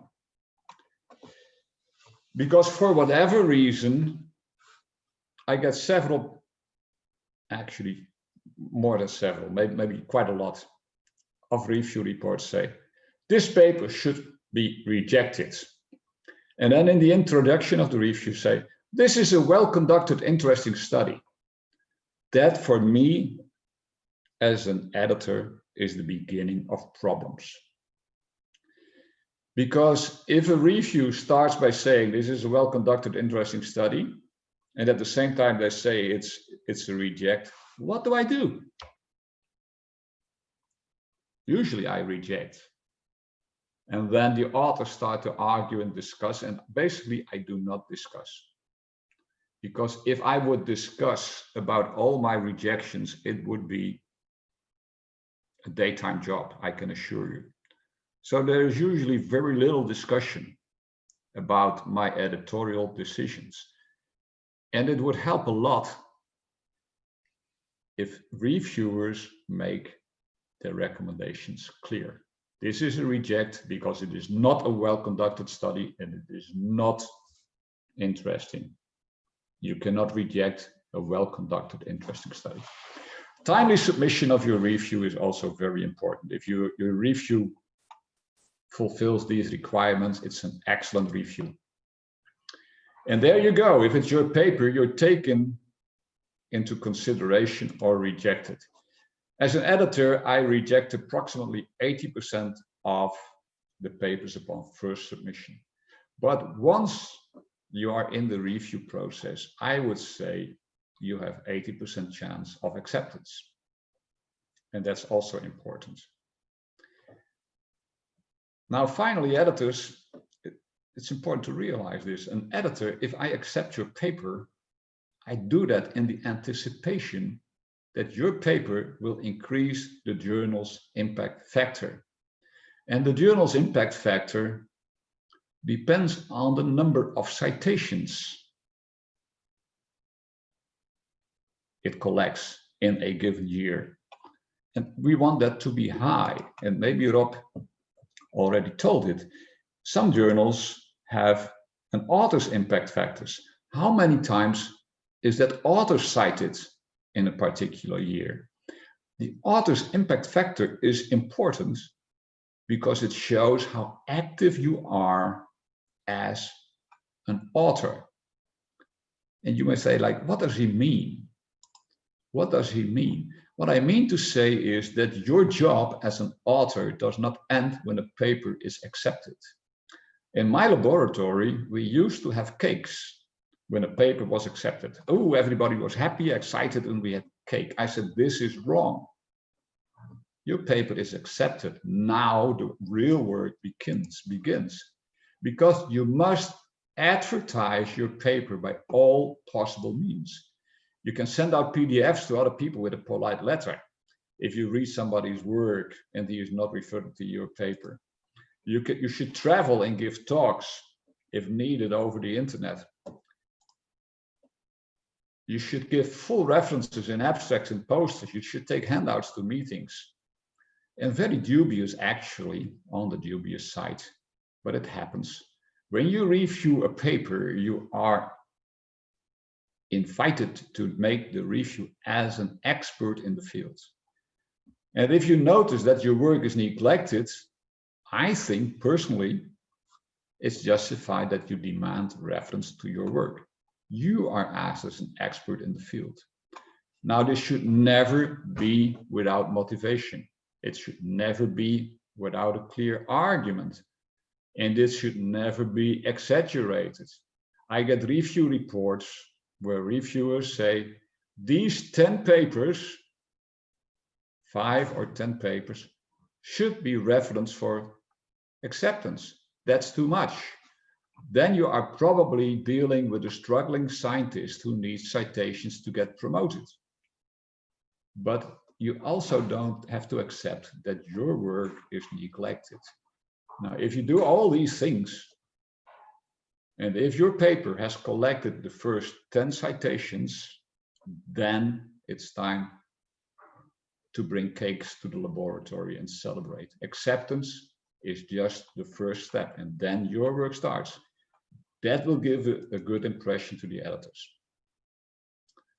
Is it a fun job to be an editor? Well, in 1992, I was very, very honored. Now, it feels like a duty to science, and science is sacred to me. And we all have that duty.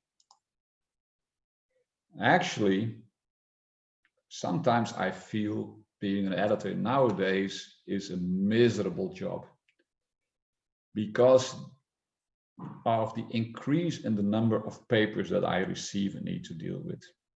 The increase in the number of really bad papers that I need to deal with.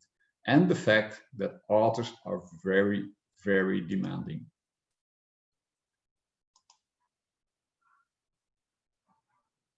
And the number of bad papers is increasing because more and more universities, master students need a published paper for graduation. And very often these master student papers are not sufficiently mature to compete for space in a good journal. And then still they need the paper for time constraints. They submit to one journal after the other until they finally get what they call lucky. And this puts unnecessary pressure on an overheated publication system. It creates unreliable literature. And herewith, universities make editors responsible for the graduation of their students. I have literally received letters of angry people that say, because of you, my student cannot graduate, but I'm not responsible for that. And really, I think this is something that should stop. Now, finally, being an editor is actually being a big decision-making machine. This is how I feel, the great decision-making machine. And I know that as an editor, I'm not a very nice person. It's very rude to reject your paper without any review or explanation other than a standard letter and give you no opportunity for discussion. That's bad. It makes me feel bad. It makes me angry when it happens to me. But suppose I would be discussing with all corresponding authors whose papers I have received. So I'm going to apologize to you, my friends, as an editor. I am an editor. Somebody has to do it. If I wouldn't do it, somebody else would do it. And without editors, current science would collapse. So here is my take-home message.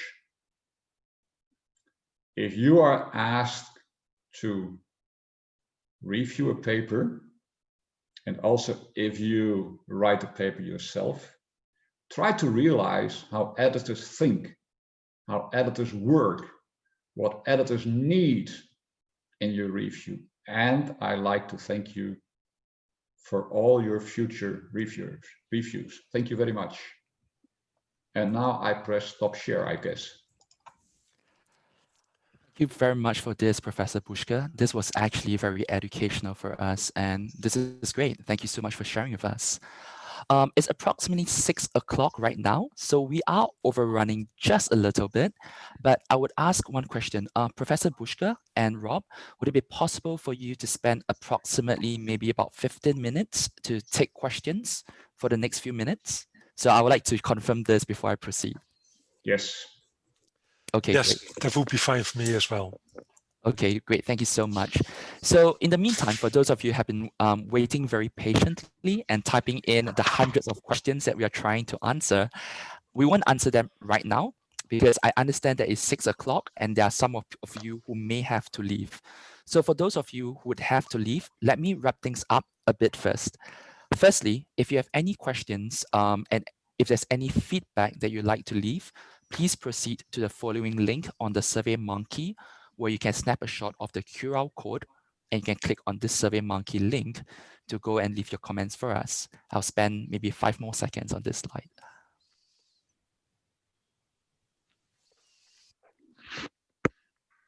For the next 5 seconds, and this question comes up very, very often, some of you were talking about certifications. For those of you who would like to get certificates for this session, please proceed to the following link where you can type in the tiny URL and please type in the workshop code of VHNERN, and then you can claim your certificate, and then you can also take the survey. I will spend 10 seconds on this.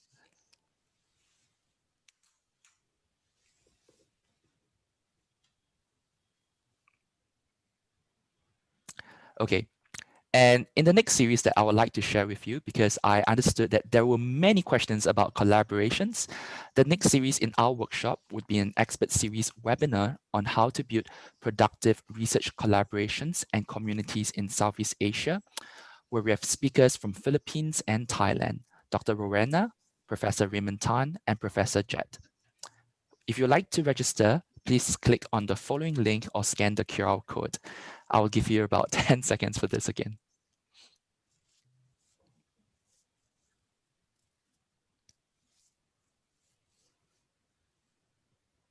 Okay, now back to the panel questions, and thank you so much, Professor Bushka and Rob, for spending extra time with us this sunny Tuesday afternoon. We have some questions that were typed out in the Q&A panel, and I would like to ask a couple of the first compound question first. How would we choose journals, Q1 journals in chemistry to publish in? And what are the latest trending research topics in chemistry? Maybe I can start with the Q1 journals. I think there are lists of journals and the quarters in which they belong to. You can, for instance, also see that in Scopus. If a journal is a Q1 journal, Q2, etc. journal. Yeah, again, I said this before in my presentation. It is, of course, important to publish articles in journals that are most suited to your research, whether they are Q1 or Q2. That's the second question. I would say more importantly than a Q1 journal is a journal that's most suitable to you, most suitable to your article, to your research, and that may give you more citations than a Q1 journal. But if you really want to go for a Q1 journal, yeah, maybe go to Scopus, look for a certain research field, check the journals and to see if they are Q1, Q2 or whatever. And the latest research trends in chemistry. Yeah, I mentioned that very briefly in my presentation. What we see now is that the hottest research, very generally speaking, is related to energy, to nanoscience, and to cancer research.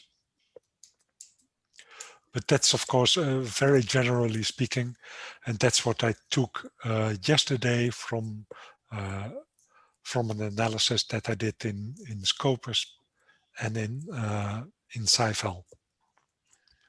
But Henk may have also comments on this. Yes, I like to say a couple of things. As an author, because we publish ourselves as well, we're still very active. I have 20-25 PhD students. And as an editor, what I notice is that there are many countries in the world where people follow trends. I think that the question was also inspired by what is the trend? What should I do to get in the high impact paper? What should I do to get citations? Well, many years ago, I was in Harvard and we talked about these things. And there was one guy that said, I always tell my PhD students not to study the literature, not to follow the trends.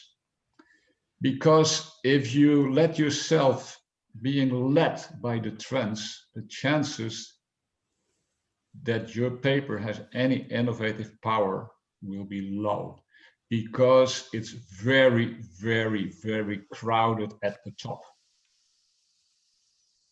You can read too few papers, you can read too many papers. You should read just enough papers to maintain your own creativity, because your own unique creativity will lead you to the top. Following the trends will always make you a follower, never a leader. So that's my number one thing about this trend thing, which I personally really started to hate. The other thing is about selecting a journal. I would look at the topic and at your own needs. My university at a given point in time said, if you don't publish in a Q1 journal, it doesn't count for your output. My dean once said, if you publish in Q3 and Q4 journals, we should have a public burning of all these Q4 papers that you submit every year. Deans come, deans go, rules change, but very often you're bound to your local rules of your university. I would always say obey them. The other thing that I like to mention is that rejection is not always bad.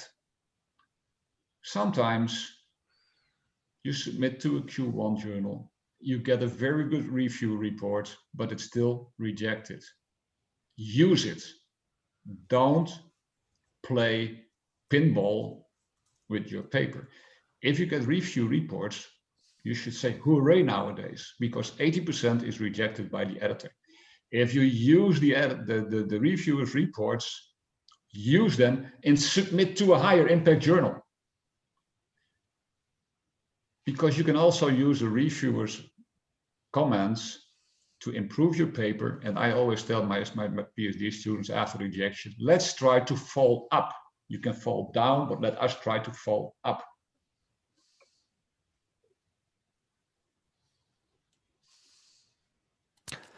Thanks for this, Professor Buschke. I think these are very salient points that people don't always register, because rejection always hurts initially.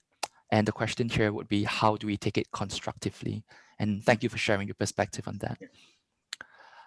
The next one I would have to ask is, how do we, and something that we have seen in today's session, how do we collaborate effectively? How do we effectively bring interdisciplinary insights into chemistry? And how do we identify collaborators from other disciplines? Yes, I had some slides in my presentation about this. So I would like to refer to that.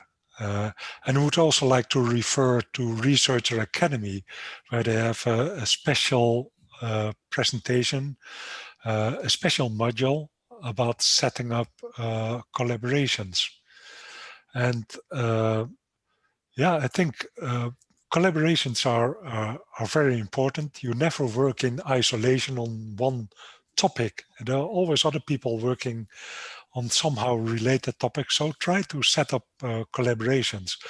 First of all, it's a lot of fun to do international collaborations, to meet with people from different cultures.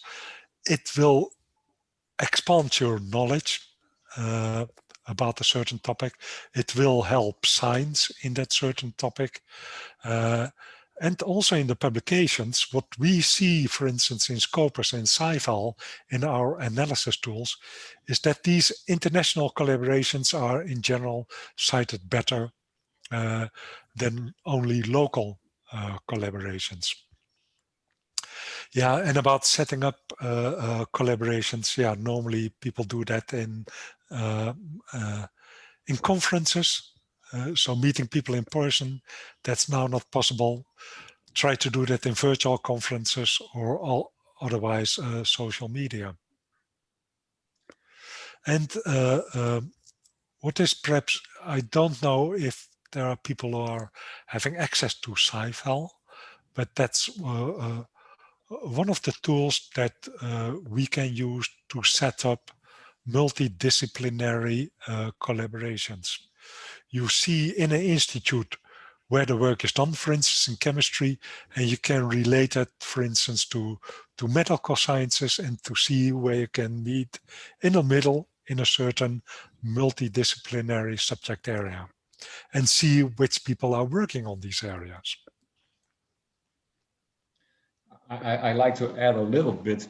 I think that the biggest mistake you can make by looking for collaborators is that if you share enthusiasm about exactly the same things, If people come to my laboratory and say, oh, you have an atomic force microscope, you have an XPS machine, you do contact angles, you did this, and we do all the same.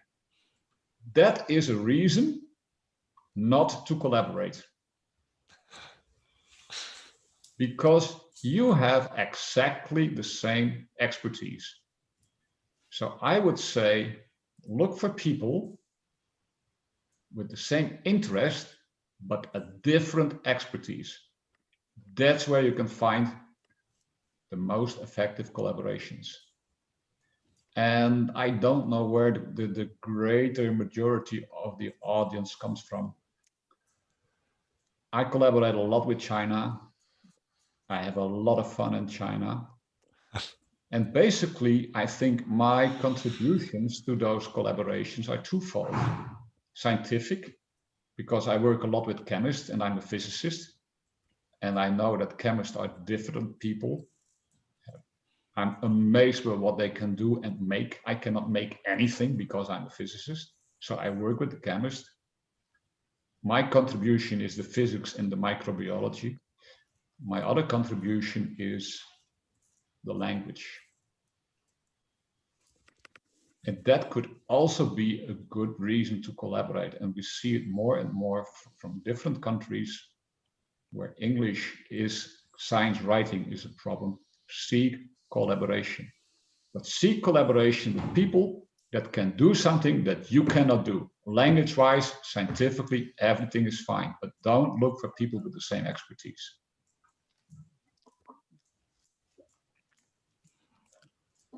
Thanks for that. Those are actually very good points, Rob and Professor Bushka.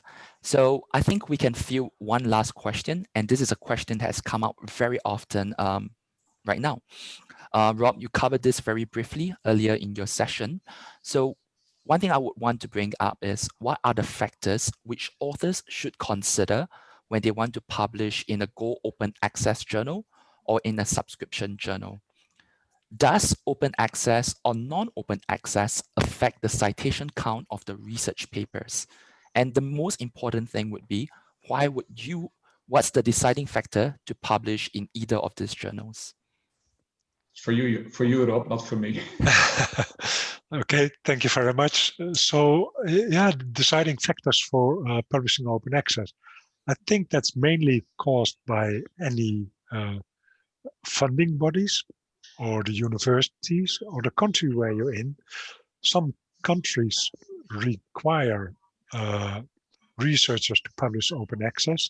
Sometimes if your research is funded by a certain funding body, they also require it to publish open access.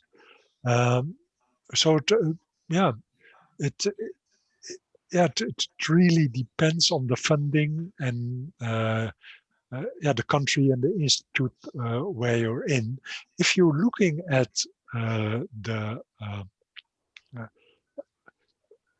if you're looking at the exposure of an article, of course, open access articles are downloaded. You can download them for free. You can access them for free. So what we do see is that in general, open access articles are downloaded much more than subscription articles. Although if you look at the subscriptions, an enormous amount of researchers have access to our online content in Science Direct. I think it's well over 80% of the researchers around the world. They have somehow access to our content, either direct by subscriptions or by interlibrary loans. But anyway, if you publish open access, the articles are downloaded much more. But the difference in number of citations is much smaller. The open access articles are cited more, but that's only marginally.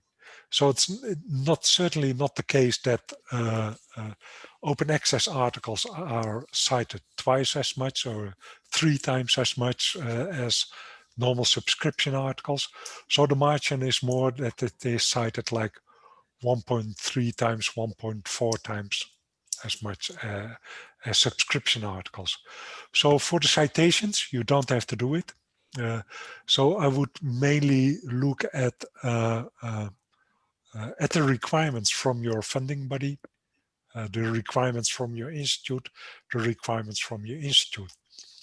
One thing that you could also look at, if you are doing research in a low income country, you saw the Research for Life. So there are countries that get free access to our country, to our content, if people are in low income countries. But the same goes for open access. If you are in a very low income country, you can probably, or there is a possibility that you can publish open access for free. So check that out in our open access platform on Science Direct. So maybe you can publish open access free. Thanks for this, Rob. So with this, about 15, I would like to thank everyone for today's session. Thank you so much, Rob, for making this happen. Thank you so much for this, Professor Buschke. Your insights were really good, and I think it's fair enough for me to say on behalf of everyone that everyone found today's session very illuminating and very educational. So thank you so much for this once again, everyone. We had approximately about 1,700 people in today's session. I think it was a very good, active crowd. Unfortunately, we were not able to answer everyone's questions, but I hope you found this enjoyable. Without further ado, thank you so much. Please be safe. Do stay healthy. We'll see you soon in real life, in real person, once this pandemic is over. So thank you so much. Thanks very much for organizing this, Nick, and thanks for joining us, Henk Buschke. I really appreciate it. It was a great pleasure. I didn't look forward to it, talking to a computer screen, but now that it's done, I must say I enjoyed it. So thank you very much for teaching me something. Yeah, thank you very much, Nicholas, and thanks, Henk, and take care. Thank you, everyone. Do take care. Take care, everybody.